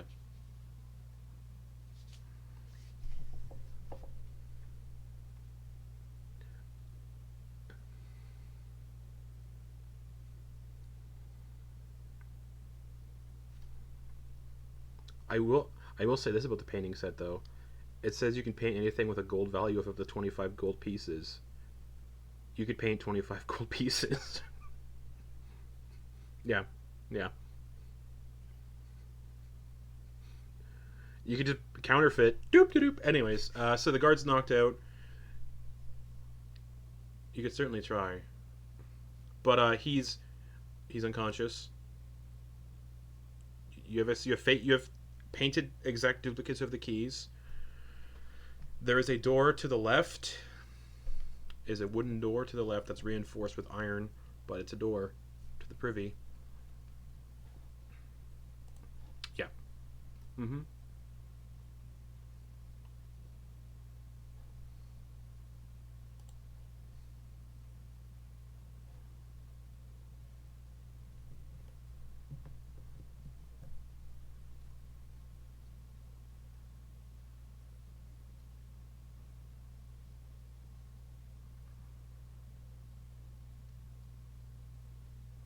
Which one? Okay. So not the Modron. But the Modron has True Sight. Okay. So you're popping out the Crow. Raven, but Crow stat block. Okay. Okay. So heads up, I added your familiars to your character sheet for tracking them.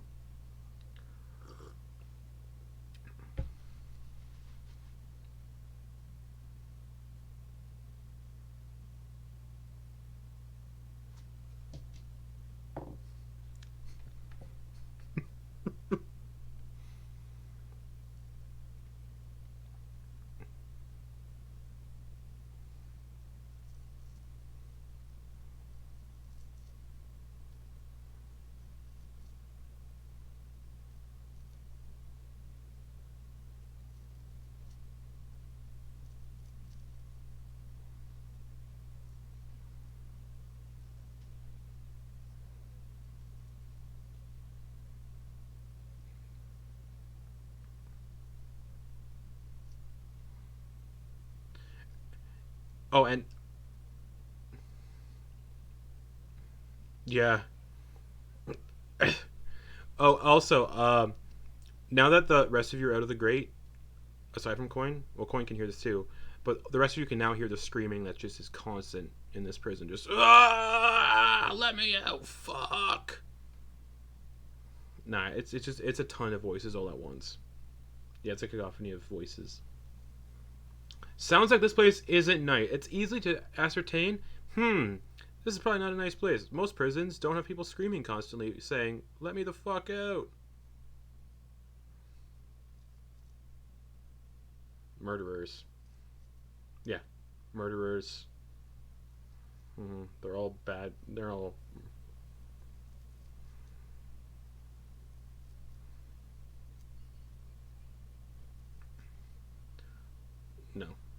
And it no.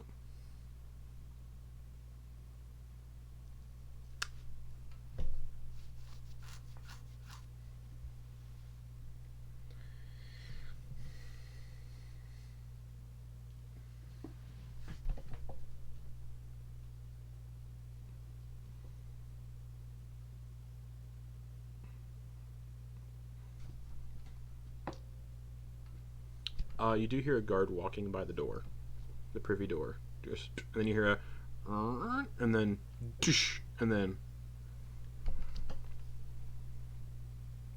and then you hear someone walk by the door.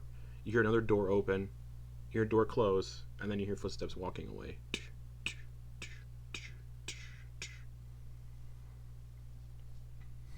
Okay. You peek your head out. There's a guard standing right now. Druk is decapitated. You look out and you see a 15-foot wide corridor. To the right, it goes a bit to a set of double doors, and then to the right of those double doors is a single door. To the left of those double doors is a single door.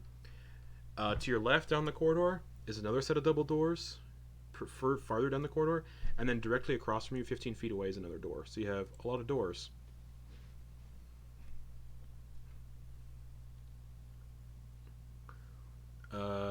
I will count them for you. 1, 2, 3, 4, 5. Yep.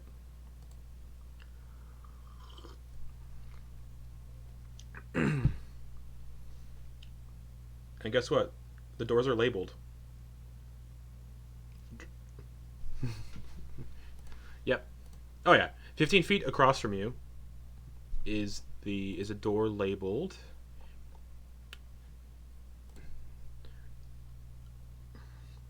The doors across from you in the hallway say living quarters. The double doors to your right, which are closer than the double doors on your left, look like it's the entrance to the prison. The other double doors near that, or the other doors near those double doors, aren't labeled. And then the doors to the left at the end of the corridor, perception check for those ones because they're further away.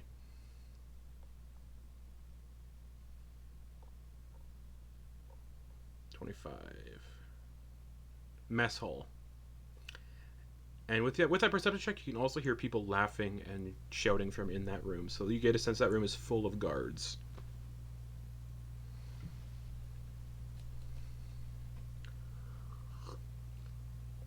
Yeah, it's 5 p.m. Which is why it's also dark in the winter. So it's dark. But yeah, they're all in there. Most of them are in there right now, you can tell, because of what time it is. And they're all drinking and eating. And most of them seem to be currently holed up in there.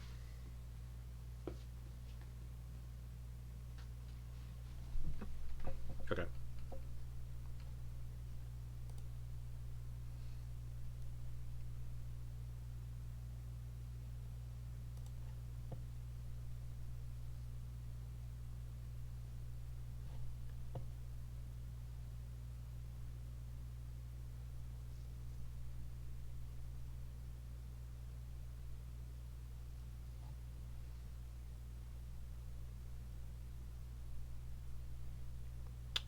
Druck, with your perception check, the steps around that door look a little worn.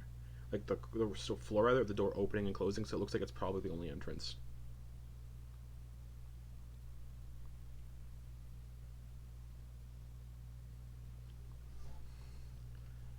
Okay.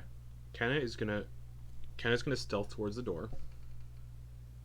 Because Kenna has to. It's. How are you gonna assist with a stealth check? Just curious for the situation.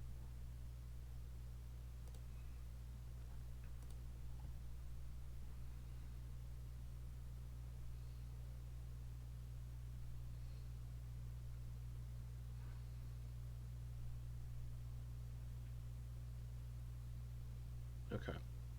This glue has 3 charges in it, so that's 3 uses. Okay, you're gonna give me a stealth check too if you're walking alongside Kenna. And because the noises are all made with advantage anyway, like the screaming and the thunderstorm, so Kenna got a 9 with advantage. We'll say you cover it. Kenna creeps over. Okay. Pulls out the sovereign glue.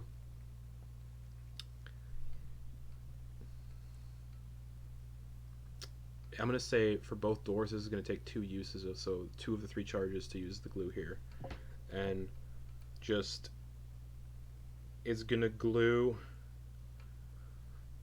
and the doors go directly to the floor and the ceiling, so there's no like gap in the door.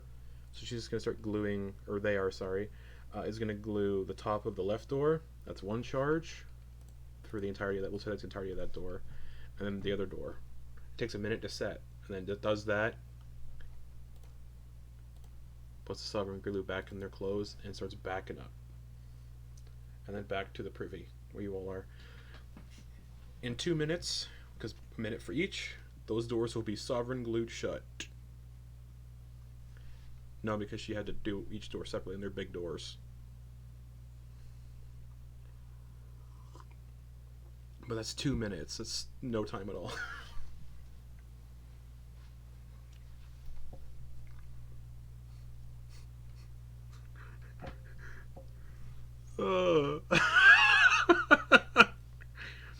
Sovereign glue is so good.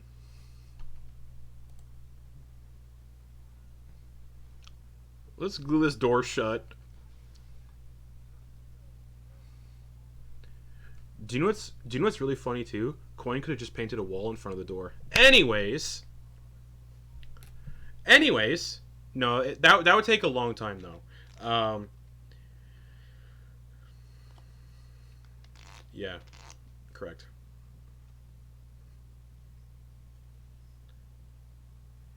Yeah, correct. But Kenna gives you guys a thumbs up and approaches the back to the privy door.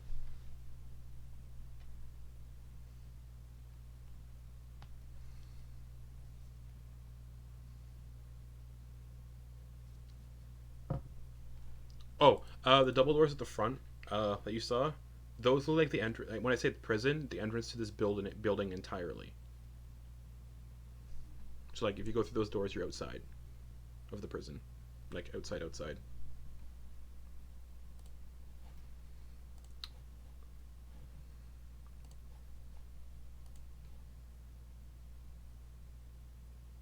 Yeah. And also, it's 15 miles of just open land, so it's like, oh, there you go. Basically, yeah. But so yeah, Kenna has glued the doors shut. There's an unconscious guard in the privy. A guard has walked somewhere else. But what are you guys doing?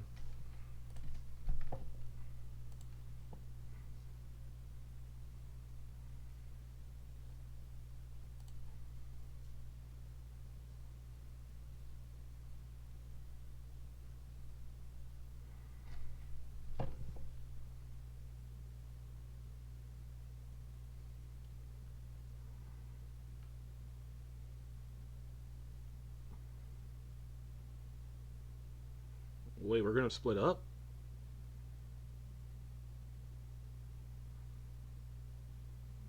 Alright. There's 5 of us.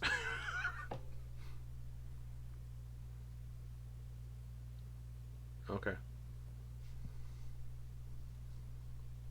Alright, we'll go through the left door. Alright. Okay.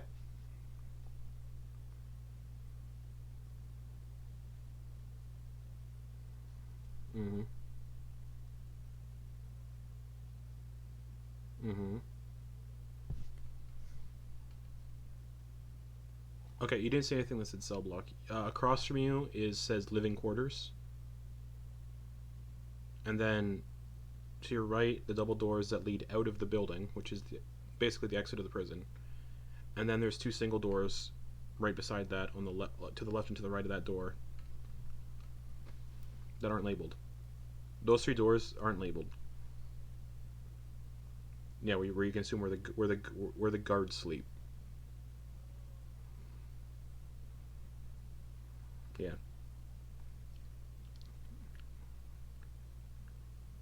Okay. Do both teams? Oh, sorry. Do both teams open their doors at the same time? Okay. Who's leading? Who's leading Dax and Quoin team? I recommend the stealthy ones. Okay.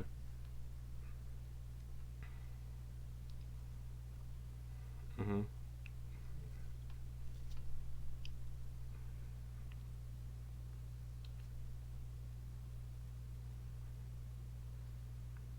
All right. And who's leading the spellcaster team? Okay. Okay. So you both teams both. All right. So both teams open the doors at the same time. All right. They don't creak. And you're both looking at 10-foot wide corridors that stretch ahead 5, 10, 15, 20, 25, 30, 40 feet to a rounded wall with a door on it. You can assume, hey, those are probably the towers we saw outside. I might have an answer.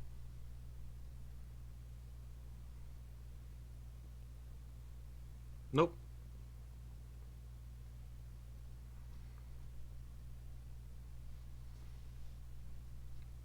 40 feet to a circular wall where a door sits. So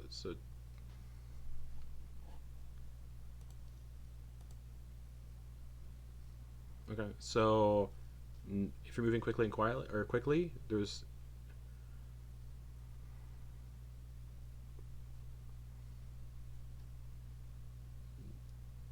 yeah, you're leading that team. Okay. You're flying, so you're not making any noise. Dax, how are you traveling down that corridor? Just so you know, for levitate, you can't move while levitating. You have to pull yourself along a surface. Okay. Okay. Cool. All right. All right. How? All right. All right. All right. Druck. Yeah. Okay. Druck, Ven, and Kenna. How are you guys tackling your corridor?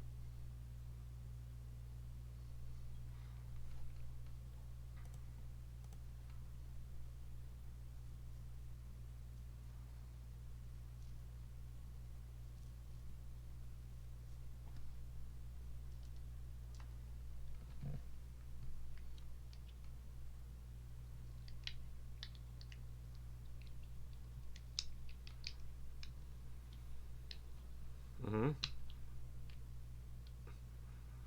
Yeah. All right. Okay. Okay.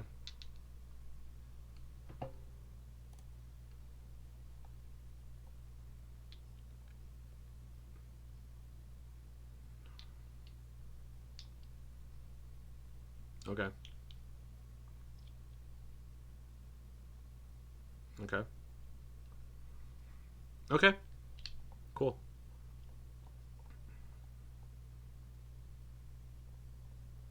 Okay.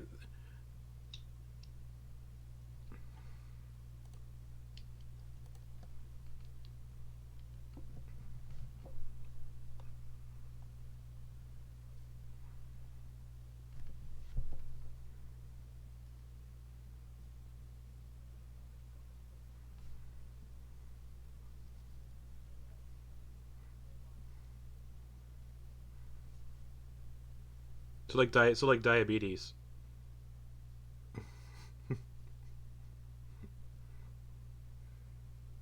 Okay. Okay. Okay. Cool.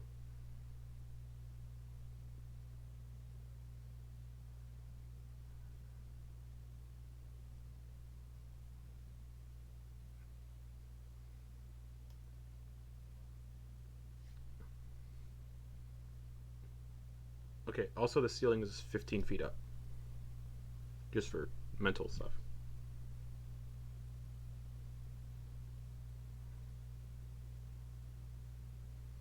Okay. All right. So because again of the storm, all stealth checks have advantage. So spellcaster group stealth checks. The flying group don't need to make stealth checks, but the caster group stealth checks with advantage. It is a group stealth check, so only 2 people need to fail for this group check to fail.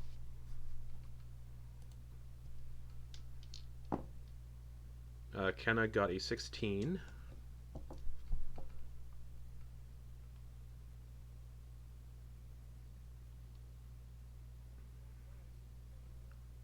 Natural 20. 2 successes. Druck. Now you guys Druck along the ceiling. Ven sneaking along. Kenna sneaking along.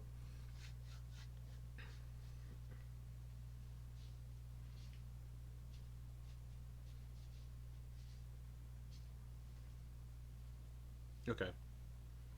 Okay.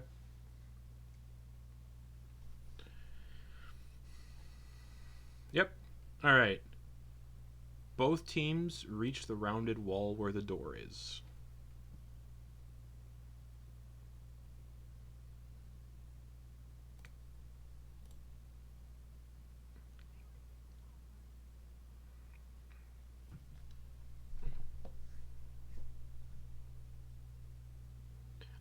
Not gonna be fast if not fast if Dax is levitating, because levitation you don't move. I don't believe you move super fast while levitating.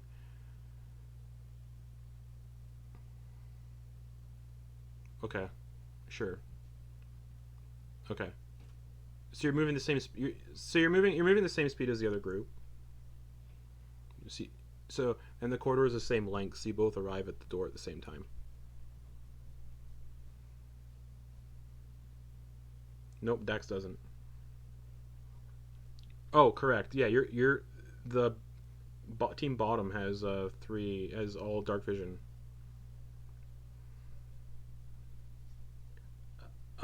It's dimly lit with a torch like every 30 feet. So this corridor is dark as shit, basically.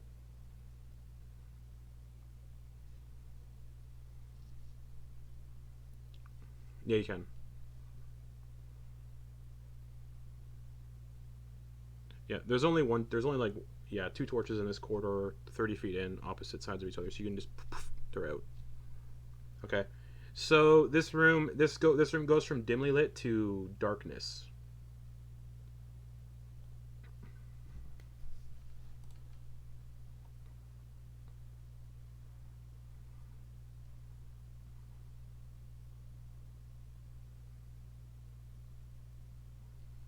Okay.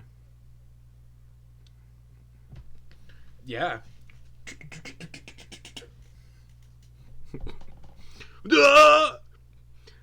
All right. So yeah, you both. Yeah. So you're 15 feet up, which means you could reach people from the ceiling. Um. You both teams get to the door on the rounded wall.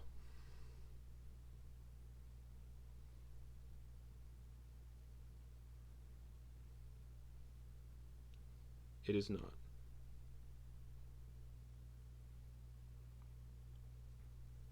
Druck is like.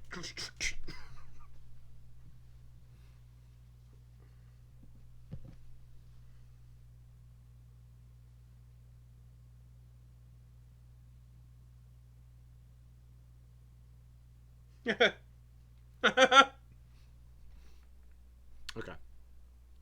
Okay. The door opens. I assume the other group opens the door too. Just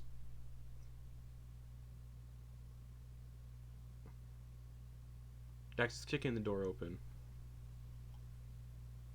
Oh. Okay.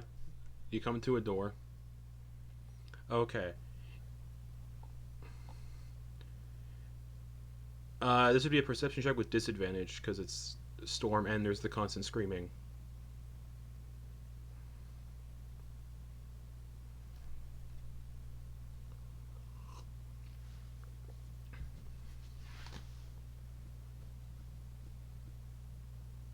You hear storm, and as you put your ears up, you feel something tickling the inside of your ear, and a small spider is trying to crawl into your ear. That was on the wall. Yeah, yeah. Okay, you grab the spider. Okay. But yeah, Dex, you don't hear anything.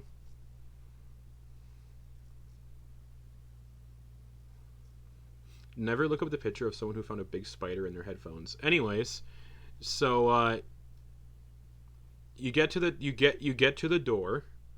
You don't hear anything behind it.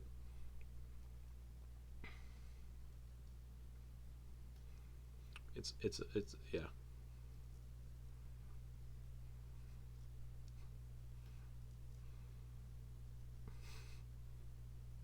Open it. Okay. Both teams see towers that have a spiral staircase that ascends upwards. Oh shit! And there's a small wooden table flanking the wall of the opposite side of where the door is, with a chair and a lantern. But there's no one sitting at either table because it's dinner time.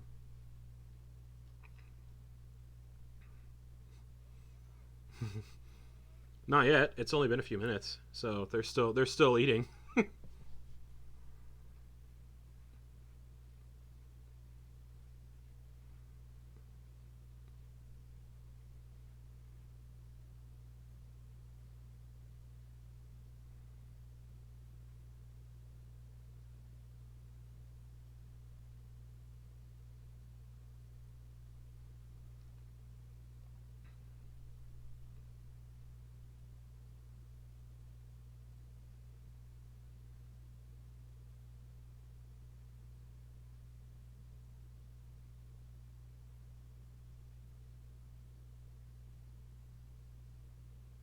Nope, nothing.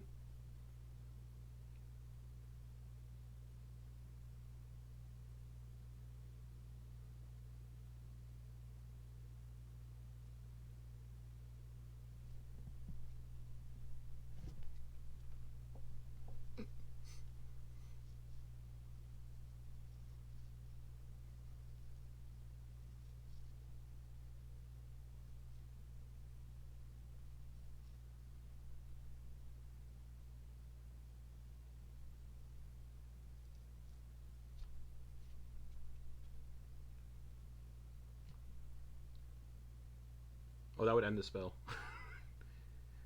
Yeah.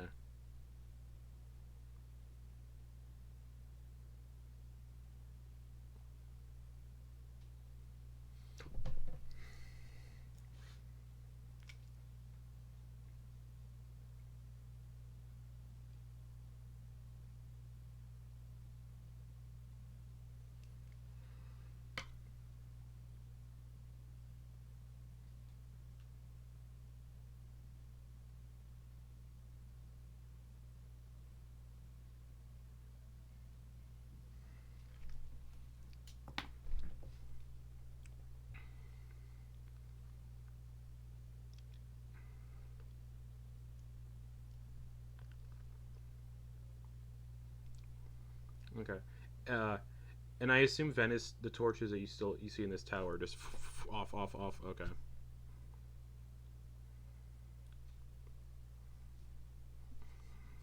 Huh?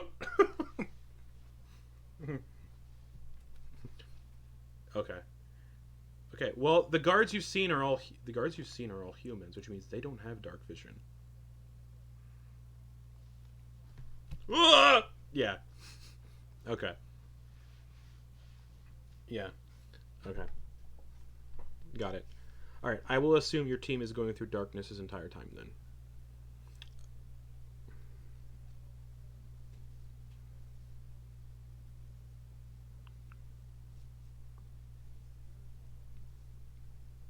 No. Solid all the way down. Yeah. Yeah. No. Well, they do. Yeah. But strangely, there's no undercarriage to them because I didn't think about that when I designed them.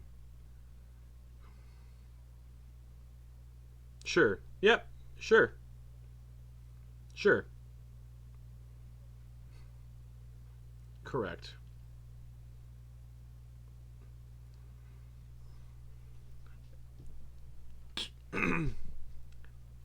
Actually, you know what? Yeah, that's fine. Duck and crawl under the stairs. But do both teams start climbing the tower? Okay. Okay, so spellcaster group, if you're doing it quietly, stealth checks to go up the tower. It's about 120 feet up to the next floor. Correctamundo. Also because, yeah, if only. Correct. Yep. Kenna rolled a natural 1 and a 9 for a 10. Yeah. Not stealthy. +1 to stealth. This one you need pass without trace. Oh. You know what? You know what? No. They do not.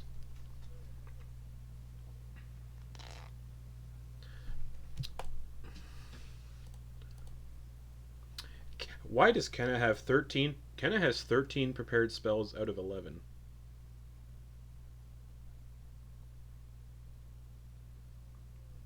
That's something I don't want to deal with right now.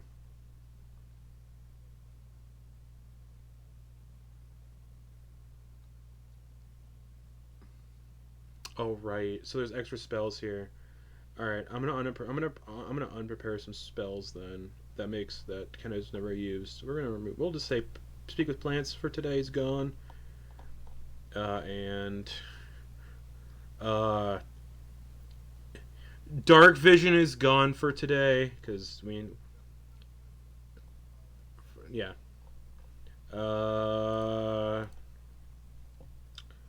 Okay, now I have to underprepare. We'll see what we're gonna look through Kenna's known spells. What are we looking for?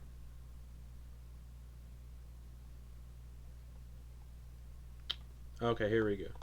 And you guys knew you were coming. You knew you were coming to the prison, so we're gonna unprepare. Speak with animals, and we'll have prepared. Not in here. You haven't seen any. And we're gonna prepare pass without trace. And as you're walking, Kenna's like, "Oh right, I forgot I had a spell prepared today, guys."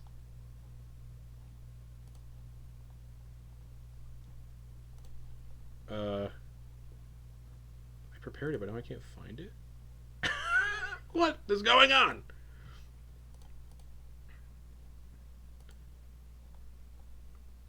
Yeah, but I want to mark it off.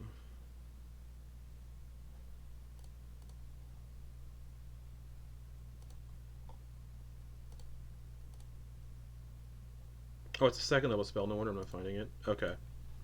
So Kenna's going to cast...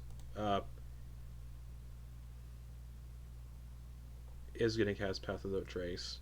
We'll say they cast it earlier on this group. So you can add 10 to your reason stealth check. So Kenna's 9 would have been or 10 would have been a 20. Okay. Yep. Alright. So concentrating on that. Alright, you all get to the top of this tower, and there's a door on the rounded wall immediately in front of you.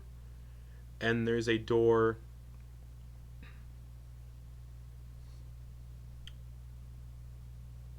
on the southern wall. Yep. They do.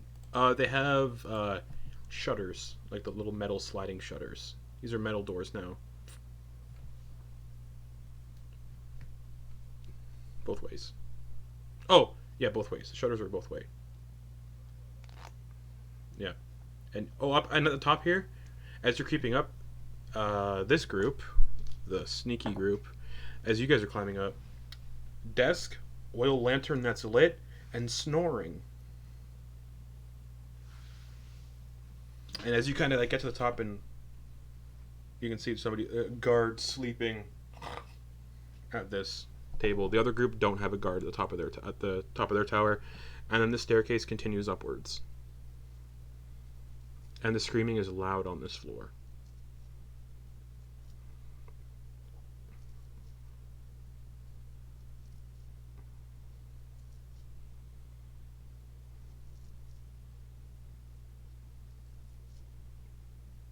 Okay, so you see a long corridor that goes to another tower, the opposite tower where your friends are, the other group are.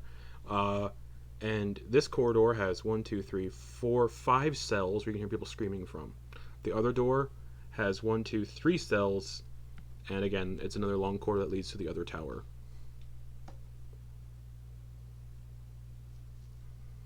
Yeah, you get a sense there's another floor. And Dax specifically said their parents were somewhere dark. And this prison has windows. Because you look out, you can see windows, and Dax's parents said they didn't see any windows. And the cells are all bars, so Dax's parents aren't on this floor. You can put that together pretty easily.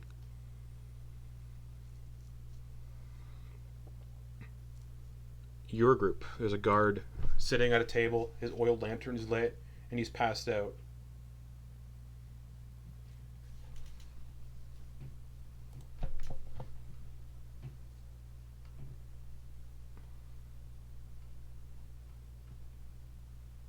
It's the only direction.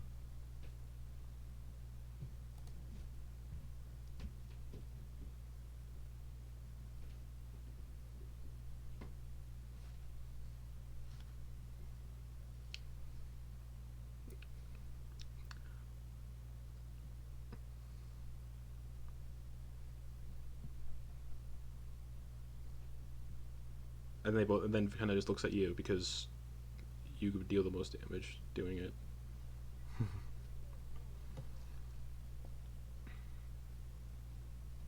And I'll say while this is happening, the other group, you get to the top, you see the spiral staircase going up, continuing. Does anyone look through one of the shutters on the door first? So I can move things along. Okay. You see windows, barless and paneless. And these are the windows that you saw when you're on the airship of guards walking by. And you can see there's cells with iron bars. From what you were told, your parents are not on this floor. And you guys have no guards sleeping here, so you guys can start walking up if you want to. Okay. And the group that is in complete darkness, aside from this one lantern. Okay. With advantage. Okay, with advantage. And you do get sneak attack, because he's unconscious. And because it's advantage. That hits.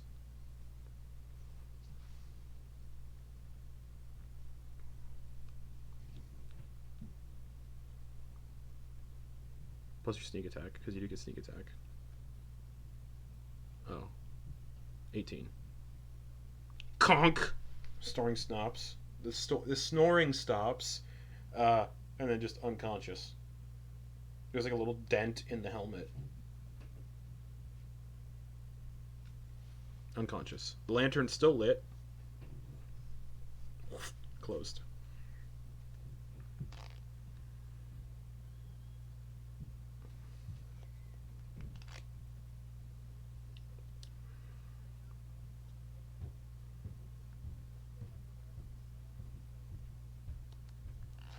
Spider-Man, Batman.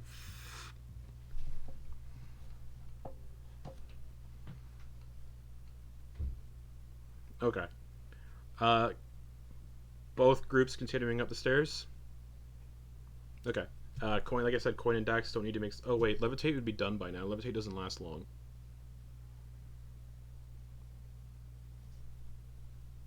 Yeah, the pace you guys are going. Okay. It's another. Well, it's you don't know.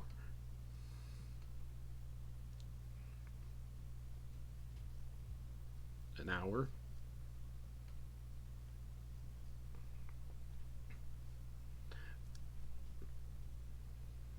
Correct. Also, each tower. Also, each tower is 120 feet up to the next floor, so it's another 120 feet up to the next floor. So stealth checks from the spellcaster group with +10s, with advantage as well. Okay, 18, 19, kind of got a 29.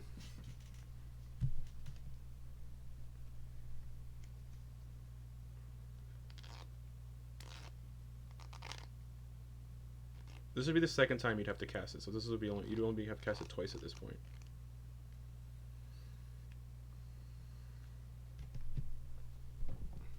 Okay, cool. Good to know. Okay. Ven, what'd you get for your stealth check? Druck.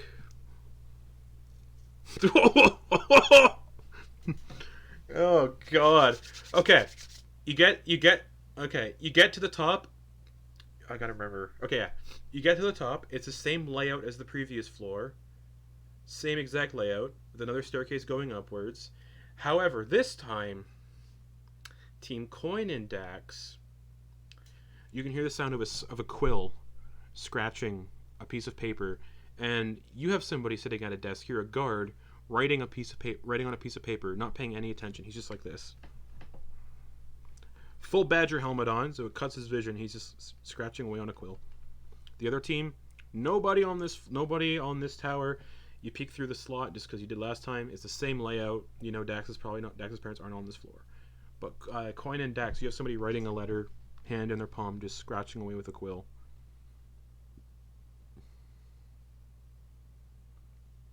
And the way they're set, they're facing the staircase on this side, the tower. They're facing the stairs that you're coming up, but their heads down and they're writing, so they're not paying attention.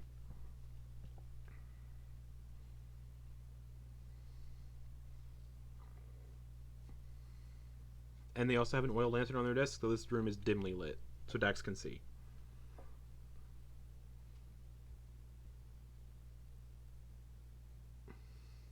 Like, where is it on the desk? To the right of you guys. Like, you come up the stairs, and as soon as you get to the top, you can see them directly. And they're just like this, writing away on a quill, talking to themselves. Just, I hope Jimmy's doing well.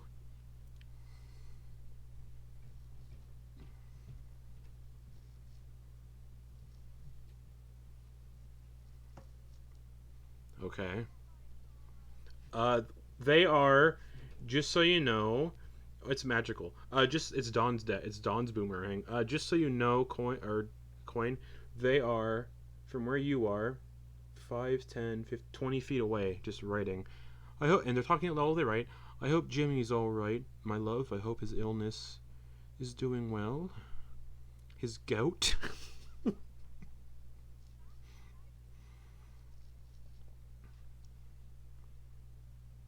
Make a stealth check first for me. This is just to see if you have advantage on this attack or not.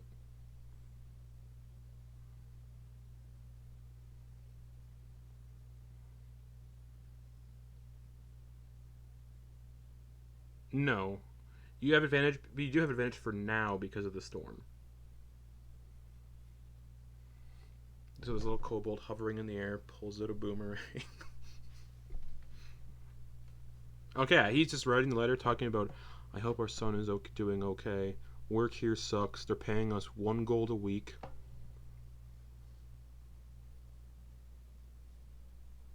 Alright, with advantage.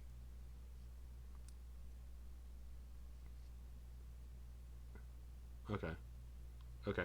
And I assume you're timing it with a thunderstorm too, like, so no one hears like a clang. Okay. Make an attack roll with advantage. A boomerang. But yeah, with advantage on that.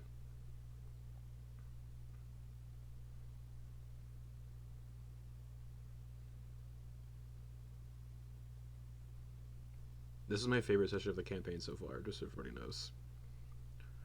19. Boom! Roll damage as it just clocks him in the head. It goes through the lantern, snuffs it out, and clocks him in the face. Like, actually, yeah, it like goes right into the open mouth of the helmet, like the snarling badger, and just see, roll damage on that. And pray it's 11 or more.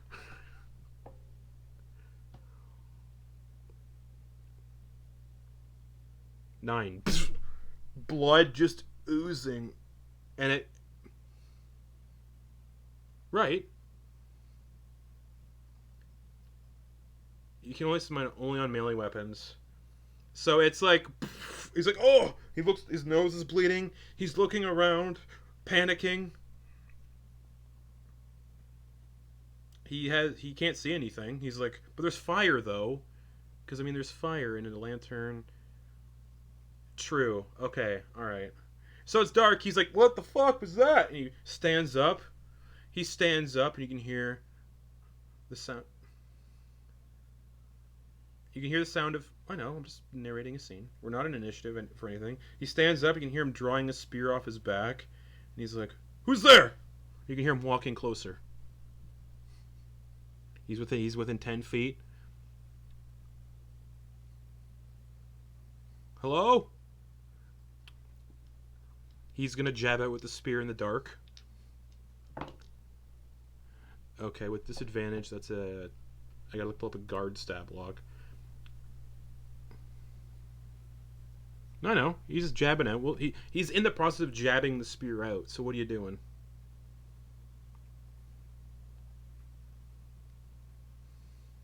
Correct. He's walking. You can hear him walking.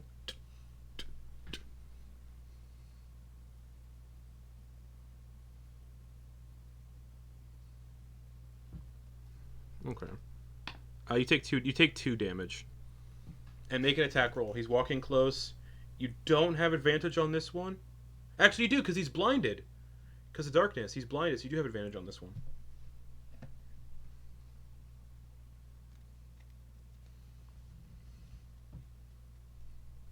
And hitting with the hilt. Yeah. But yeah, you do get advantage because he's a human and because it's dark, he's blinded. So he's like, hello, and so his attack should have been with disadvantage. Okay, go for it.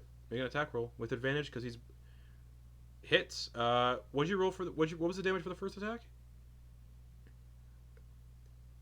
Yeah. So you just hear a body drop.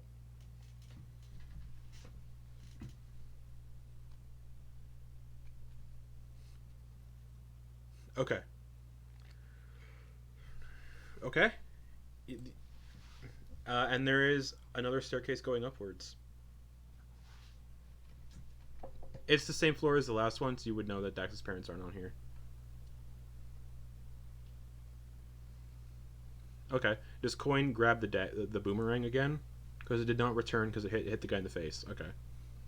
You wedge it out of... Oh, he also couldn't see because the boomerang was wedged into the eye slot. So you wedge it out, you pull it out... And, okay, both teams continue upwards again, yes? That lamp is broken.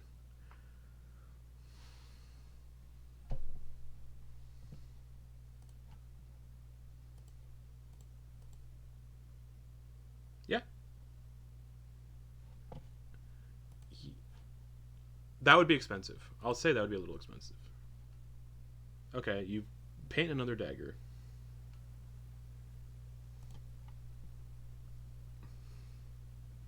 Okay. Yeah, you can paint a bottle of vodka. A bottle of vodka is nowhere near 25 gold, so... Okay. So you paint like a half-drank... You paint a bottle of vodka that has like hardly any vodka in it, because that's the cheapest. Okay. Alright, and do both teams continue up the staircases? Alright, I need the magic team to roll with advantage with a +10.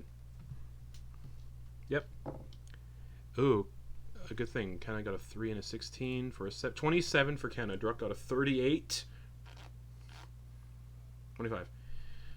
And and Quoin and Dax floating up the stairs. Okay. Okay.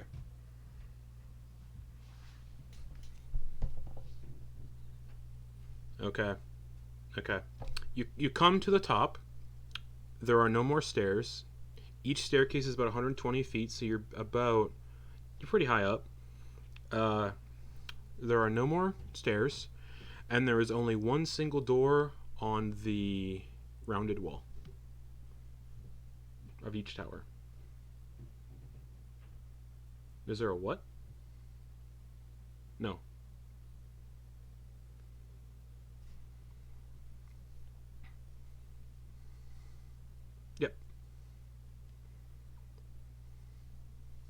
Yeah. This door is definitely locked. Door unlocks. Those painted fucking keys. Yeah, unlocks. What about the other team? You guys get to the top. There's only one door. No slide on it.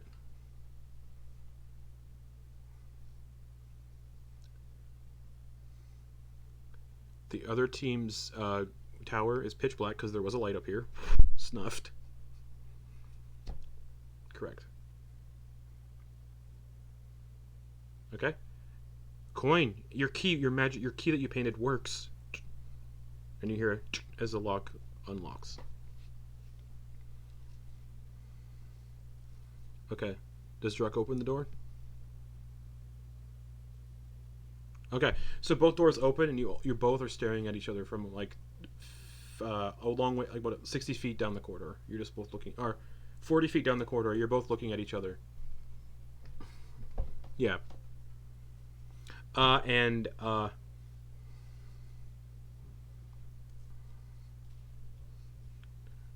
Yeah. Actually, Dax wouldn't see anything because Dax doesn't have dark vision, but Quoin does. And also, the northern wall of this corridor, so the wall to your left, three left. I'm gonna say left, and right for one group. Left for spellcasters, right for the other group. There are 3 open, just barless windows on that wall, and on the southern wall, in the middle of the wall, is a very ornate-looking wooden door that says. Actually, this one is not labeled, and is the only other way forward. And the doors to the mess hall are impenetrable because they've been glued shut.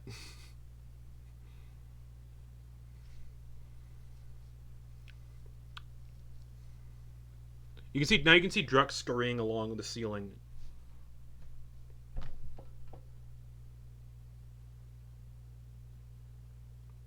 It has no plaque, but it has a keyhole.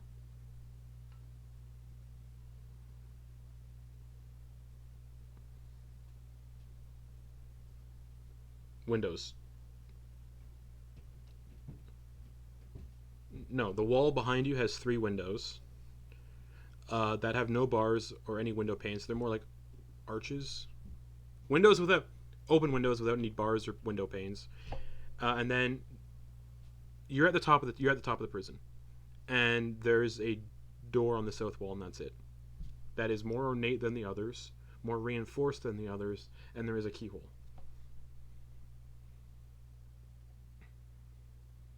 No one's tried a key yet.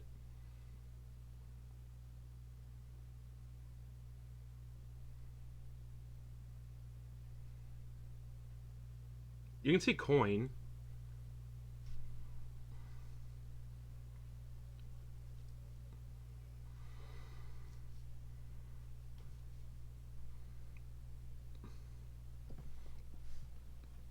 At this point, Kenna will recast Pass Without Trace, but for everybody.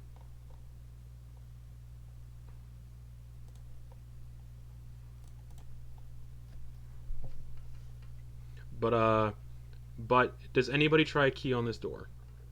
It's a Dune reference. Does anybody try a key on this door?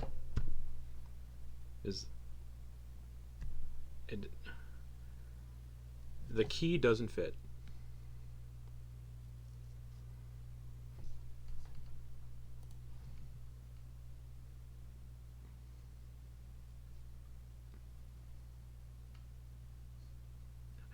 Oh, fucking dumb. Okay, yeah.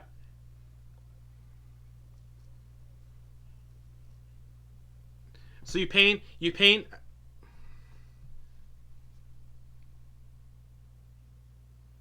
more paint. Quoin already painted a cat flap.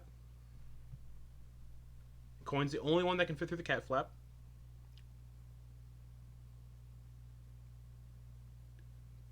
Quoin is the only one that can fit through the cat flap. Okay, Quoin. You come into a 15-foot corridor, about 5, 10, 15 feet down. There's an open doorway on your right. and you can hear voices.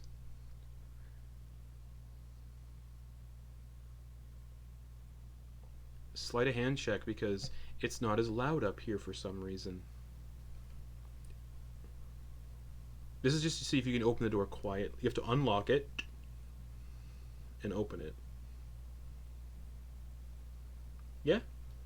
Well, not for this purpose because you're just trying to open a door. This is just sleight of hand check. But you can hear people talking through that open doorway, and you hear voices. The voices are saying, I don't think the experiment is going well. The new prisoners are a little resilient. That's supposed to be a female voice, by the way. Sorry. And then a male response goes. You hear the familiar voice of Voxiel Osterbrand say, "It's fine. We can deal with them. Let's go to the basement. I want to see him. Let's go to the under prison. I want to look at the sphere some more and figure out. I have some things to tell you about it." And you can hear what sounds like grinding, like a door opening, like a heavy door opening, like, and then footsteps walking away. So, Quoin, how's your sleight of hand? Okay. You can open the door.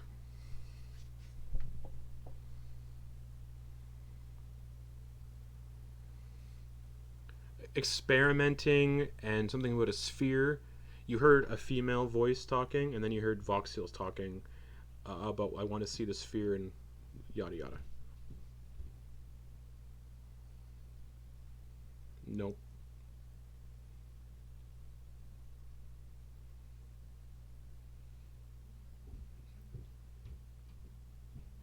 No. This is different. I'll say you can probably assume this is different. Because you know where the spheres are? You know where the pieces are? Yeah. Yeah, you probably, yeah. But yeah, the door's open. You can hear the footsteps walking away, and you can hear something closing shut again, but it's heavy, something heavy closing shut, like, and the door is now open, leading into this corridor. What is everybody doing?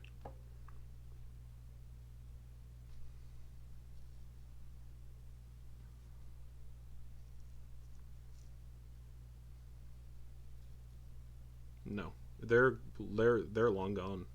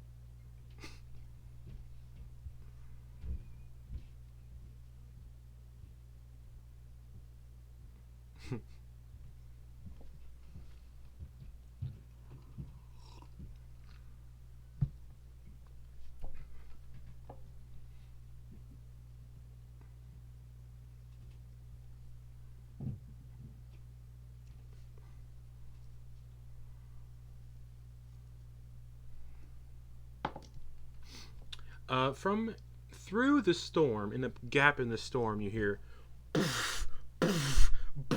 what the fuck?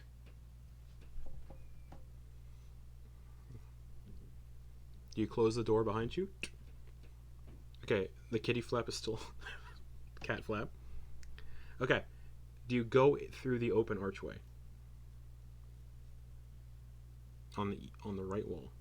Because that's the way forward. Okay.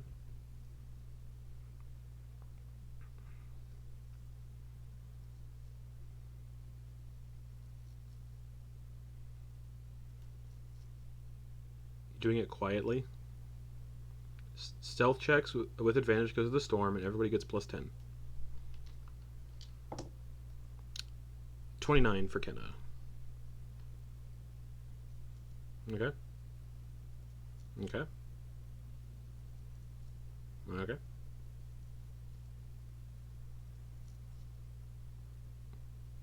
All right.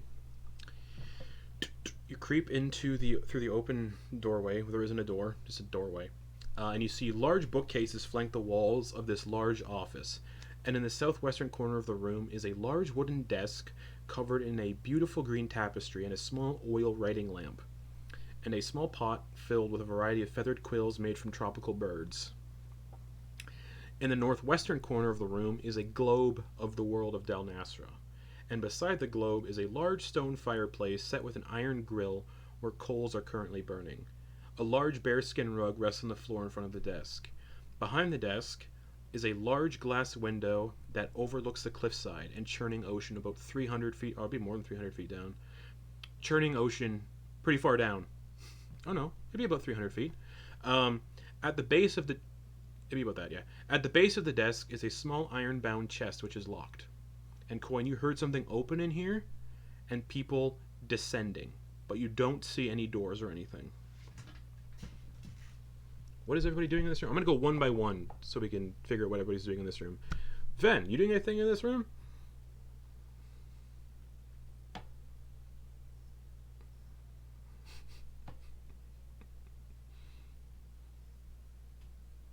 Okay. Crawls out of your pocket.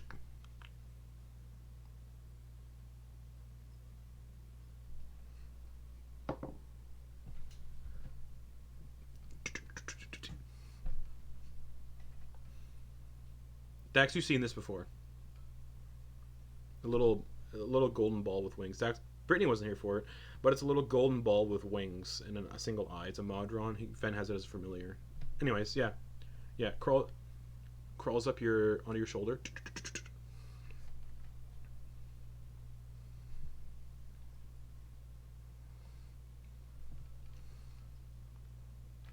They don't see anything.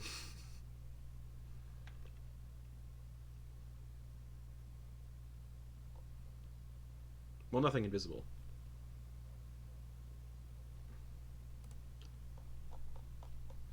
No magical auras out in the open.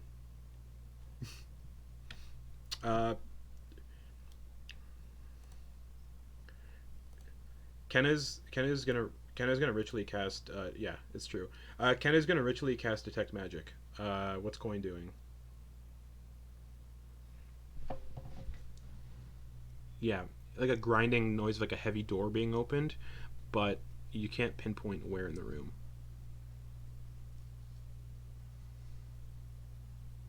Yeah, there's a lockbox on the behind the desk where the chair is, and the desk has 5 locked drawers.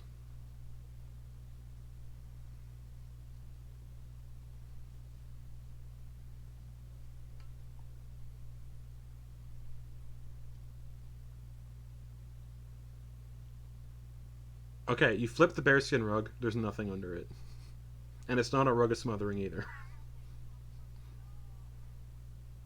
It's just a bearskin rug. Okay, Druck, what are you doing?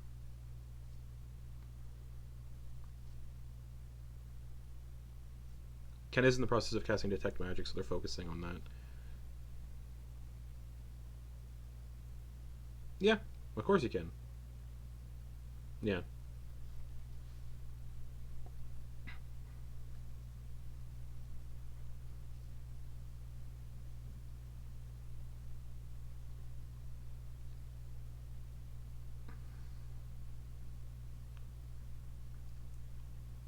This is it. There's nowhere else to go. And Quoin just said they heard something open, so there might be something in here. That's why I'm casting detect magic.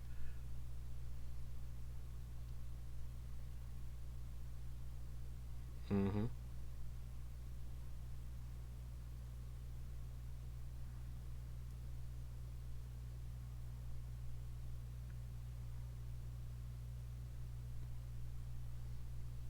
Investigation check. And there are no lights in here, so that's with disadvantage. It's no, there are. It's dimly lit, so it's disadvantage because you don't have dark vision. 13. You don't see anything.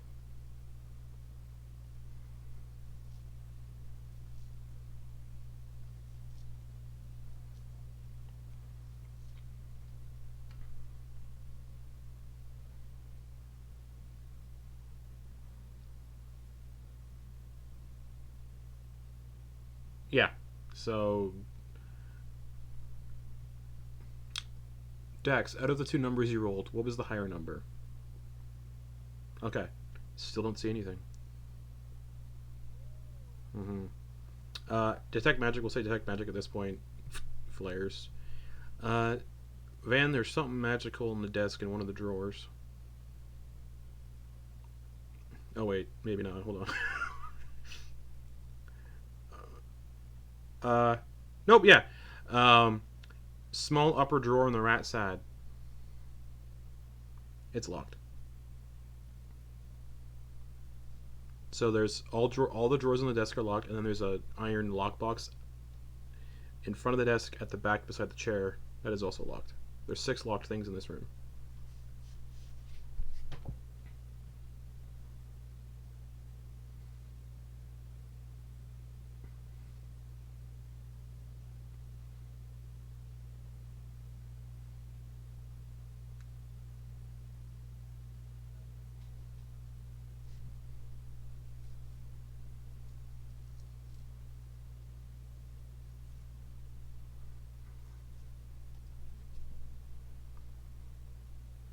Okay, Druck, it's your go. Okay. Okay. Slight. That'll be Thieves' Tools check.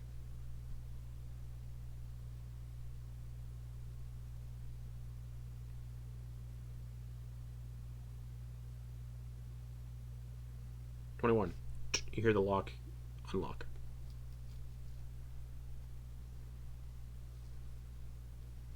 Okay. Inside are a series of textbooks on brewing poisons, and there is also a fine black silk, a slightly transparent, fine black silk inlaid with silvery threads. That kind of look like web patterns. No, it's a fine black silk cloak that is slightly transparent, inlaid with silvery threads that resemble spider webs.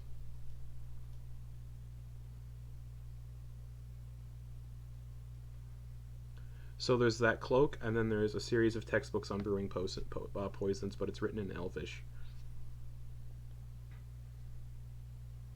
Okay.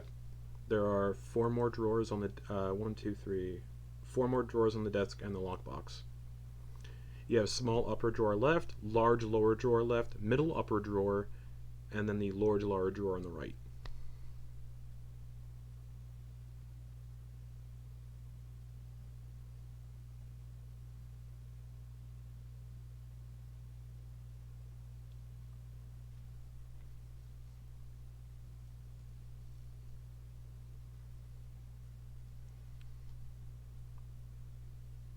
Okay, which drawer? Which drawer next?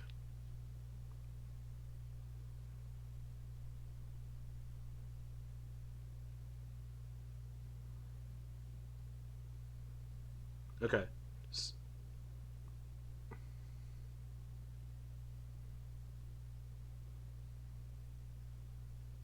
Druck already opened that one. Mm. Druck already picked it out. Druck grabbed it. Yeah. All right. Okay, so there's a small upper drawer on the left, and then there's a middle drawer that's up top. Because you already opened.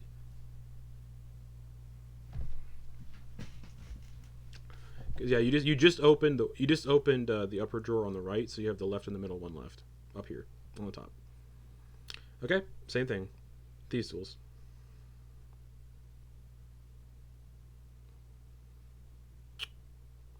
Doesn't unlock.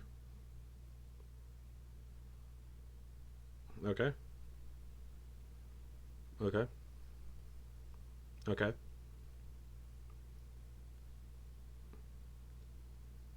Okay. Thieves' tools check for you. Yep. It's just roll a dex check and add your proficiency bonus.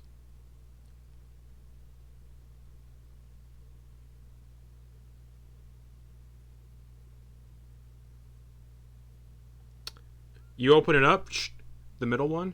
There's nothing in it and no false bottom. An empty drawer. Alright, Druck, for the upper drawer on the left, go for it.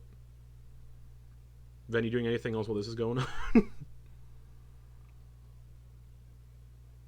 Okay. Okay, so Druck, you go first. 27. You find a coin purse. A stack of parchment of about 34 pages, with writing in a series of strange symbols and scratches, which you can make out to be thieves' cant. And sketches of humanoids. The sketches are of prisoners and the crimes they've committed and to why they're imprisoned here. A lot of murder. It's mostly murder, kidnapping, and all that kind of stuff, but Dax's parents are not in these papers. And that's the Thieves' Cant book. It's just what the prisoners are here for, and Dax's parents aren't in it. Also, nobody can understand it. You're the only one who can understand it. And there's a coin purse.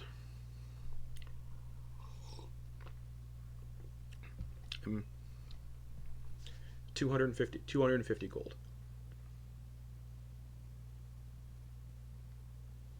Okay. Coin. Okay, coin. Your check for the next drawer. No, that one's already been opened. You'd be doing the lower left. Yep. Oh wait, sorry. There's lower right and there's lower left. So whichever one you want to do, actually, I forgot. Yeah. Okay. It's a little tricky, but you get it. Inside is a dull red leather satchel, which is a poisoner's kit, and 4 vials of a liquid that resemble Mountain Dew Baja Blast in its color.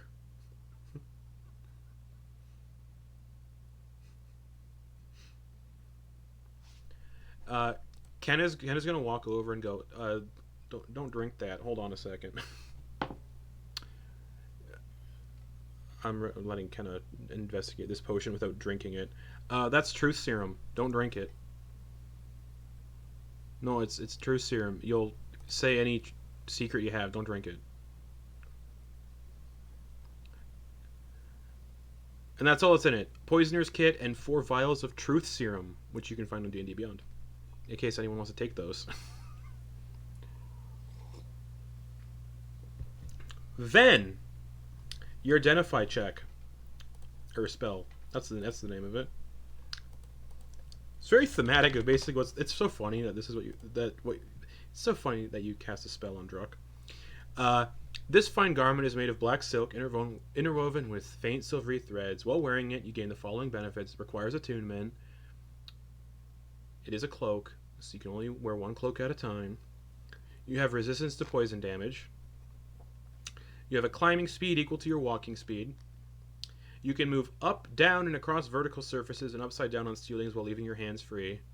You can't be caught in webs of any sort and can move through webs as if they were difficult terrain. You can use an action to cast the web spell, save DC 13. The web created by the spell fits twice its normal area. Once reused, the property of the cloak can't be used again until the next dawn, and it is a cloak of the Arachnida. It is a very rare magic item. It is basically permanent spider climb.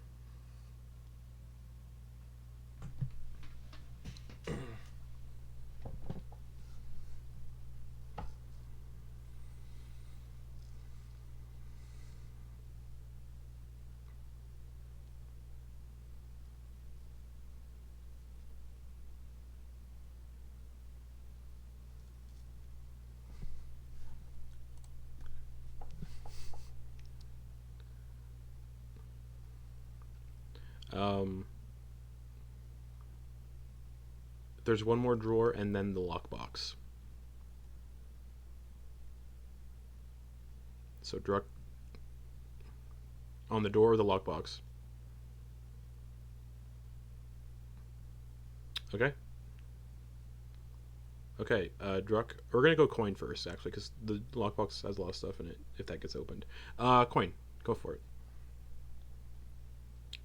This one's real tricky, but you just get it. Inside are 30 or so vials filled with glowing thread-like strands with people's names on them. Then these strands look like memories pulled out of somebody's head with certain spells.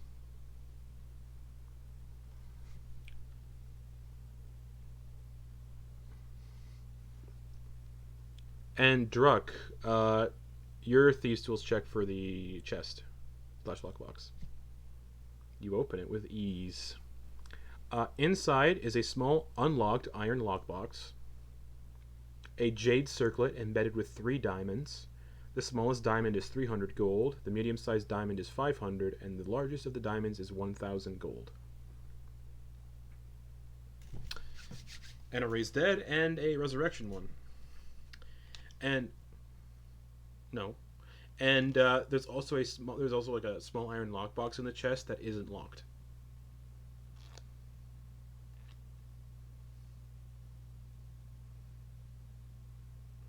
The lock, it'd be Quoin because Quoin's right there. Oh, Kenna will grab it, and I'll add the diamonds to Kenna's character sheet. Inside is 250 platinum.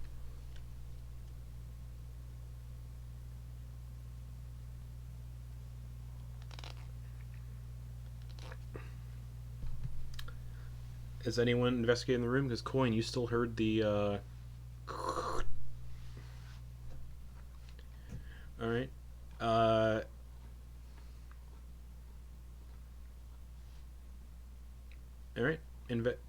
Investigation check.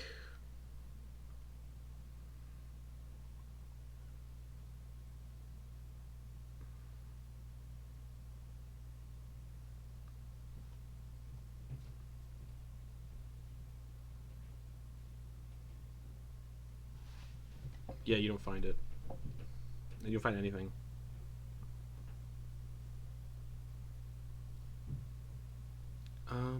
Alright. We're taking... Wait, why are we taking... Why are we stealing this person's stuff?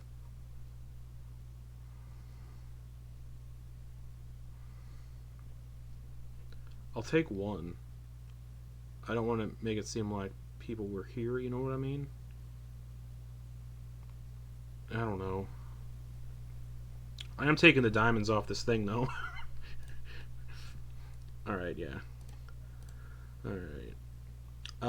Ven, give me an investigation check, because you've just been kind of chilling. And I assume you're also, like, looking around for stuff. For the sake of it, give me advantage on that, actually, yeah.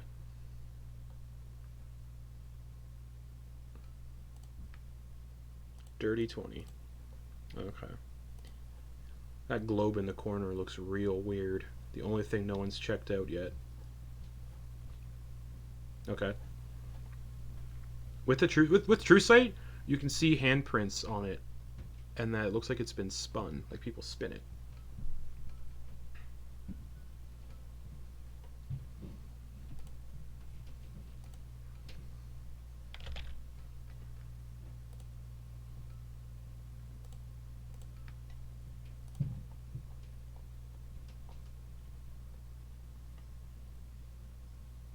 Yeah.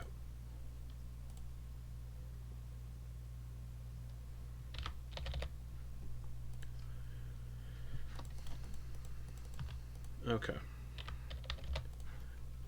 It spins, and then it hits. You can hear a mechanism go, and the top of the globe opens, and embedded inside is like a little flat stone panel, and sitting on top of the stone panel is a little round stone button.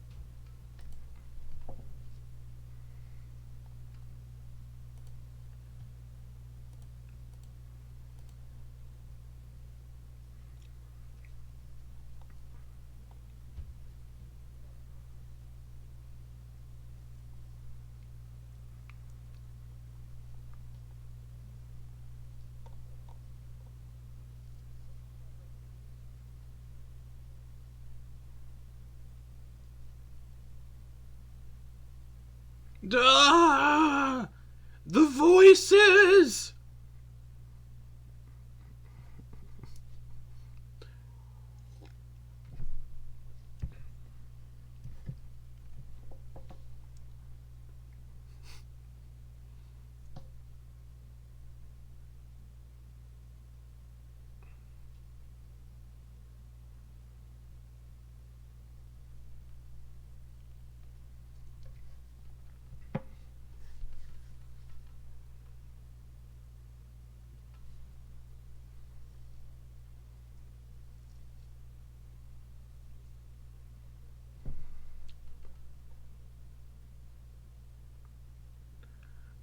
Okay. So, the money, 250 platinum and 250 gold. So that's all. Okay, so somewhere, don't add this to your currency. Just someone put a note somewhere that you have 250 platinum and an extra 250 gold for Dax's parents. And probably the platinum as well. They need it more than you guys do.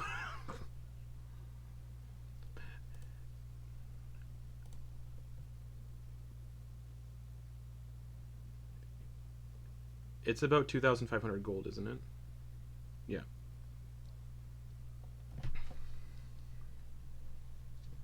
Yeah. Correct. But yeah, Ven. You guys see Ven. Yeah, the globe opens and there's a button.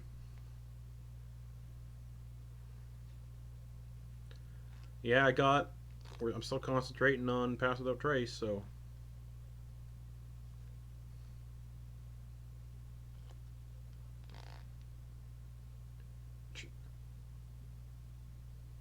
Yeah, but written in Elvish. And there's 30 of them. Canna can't read Elvish either. They're not an elf. And they don't have Elvish, yeah. Okay. As the one of the bookcases slides open, kinda loud, is grinding on the floor. It is.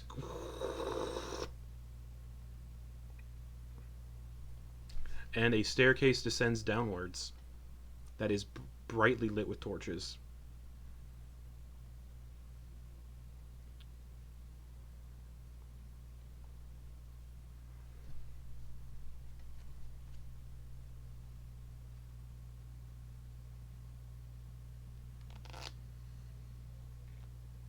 Yeah. So there's a staircase that spirals downwards. It's about 10 feet wide and 8 feet tall. Like the ceiling is 8 feet up. All right, marching order. Okay. Okay, makes sense.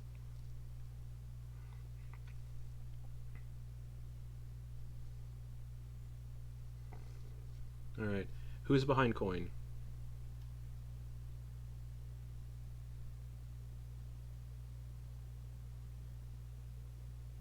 Okay. Who's behind Druck? Yeah. Yep. Druck and.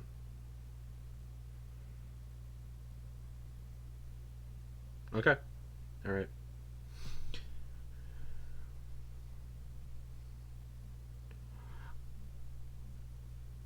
The stairways don't descend long, so there isn't much time for conversation.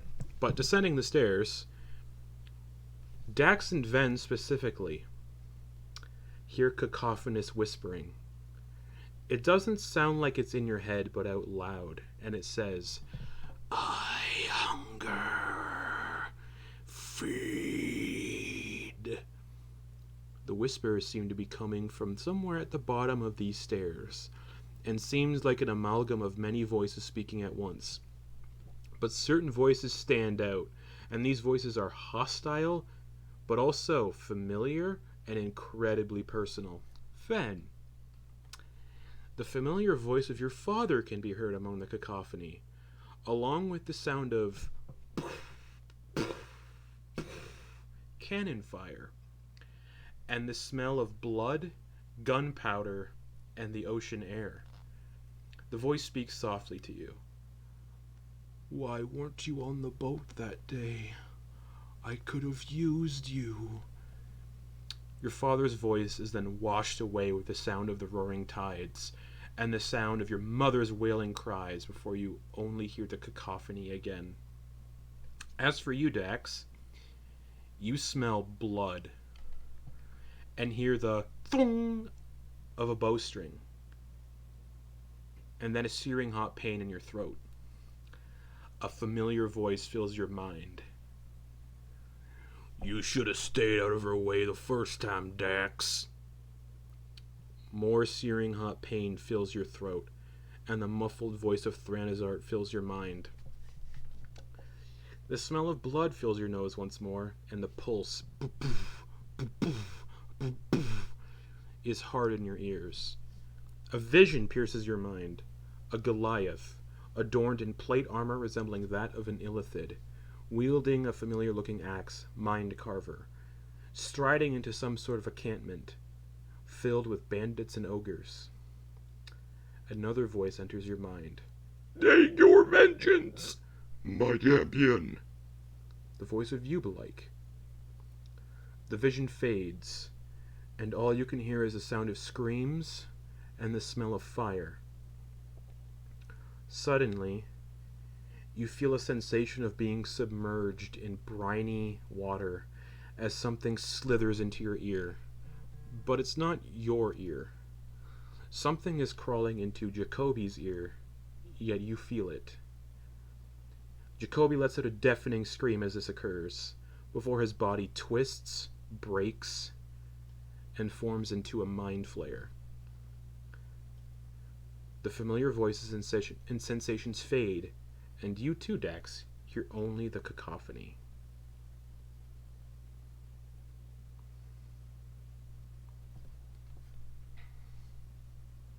And Druck, Quoin, and Kenna do not hear anything.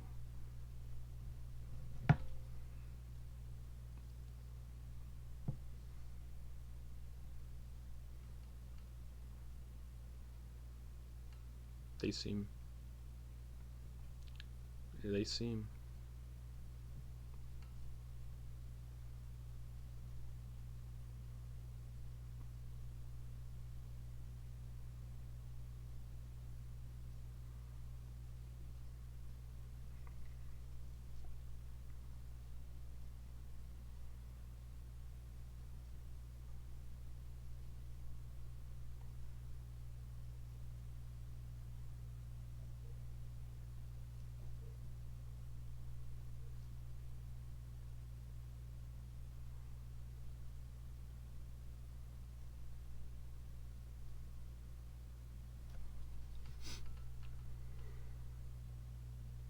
Okay.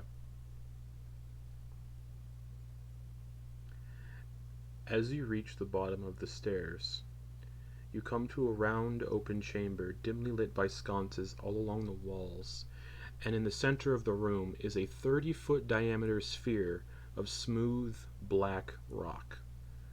On the wall behind the sphere is a large iron door that is locked with 6 large, intricate-looking brass locks.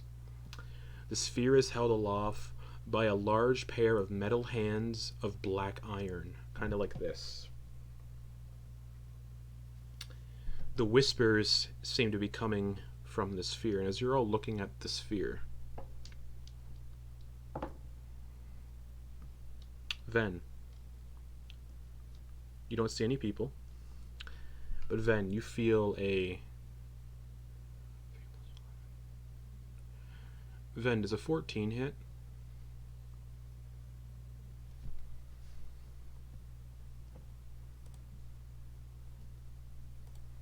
Okay. You feel searing, white-hot pain in your lower back region near your spine. And as that happens, you look back, everyone kind of looks as Ven just gasps out in pain.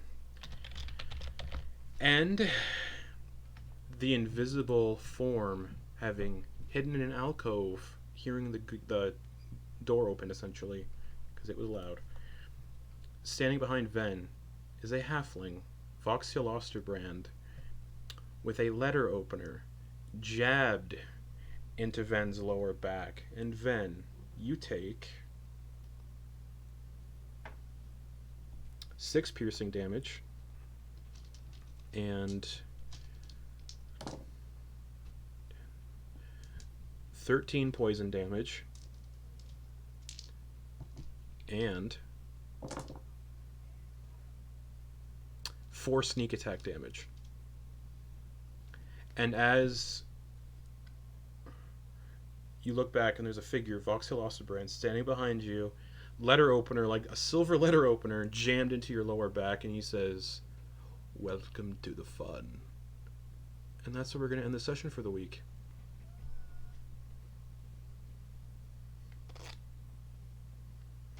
Attacked the person he recognized.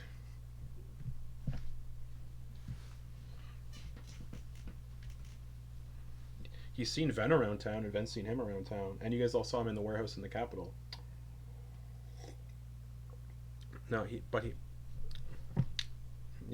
but he recognized Ven the most, and he's like, "Oh, there's someone here that knows me and knows my business affairs. No, fuck that." And just, while invisible, he reappears. Oh, I would have mentioned, you can see a ring on his hand. When he goes to stab, the ring appears. So, we're going to pick up there next week.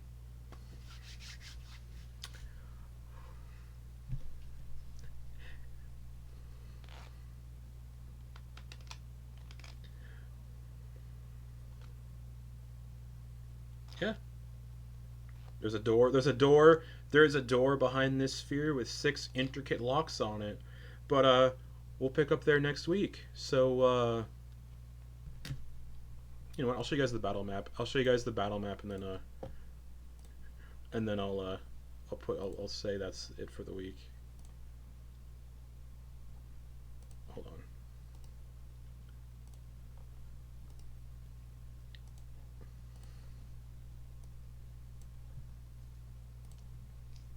If you're on Roll20, you'll see the battle map. Or I'll post it on. I'll post it on in our group chat, so no one has to go into Roll20. But we'll be back next week to continue this encounter, everybody. This weird prison break that turned into something real fucking weird, with voices and everything. It's fun. Good night, everybody.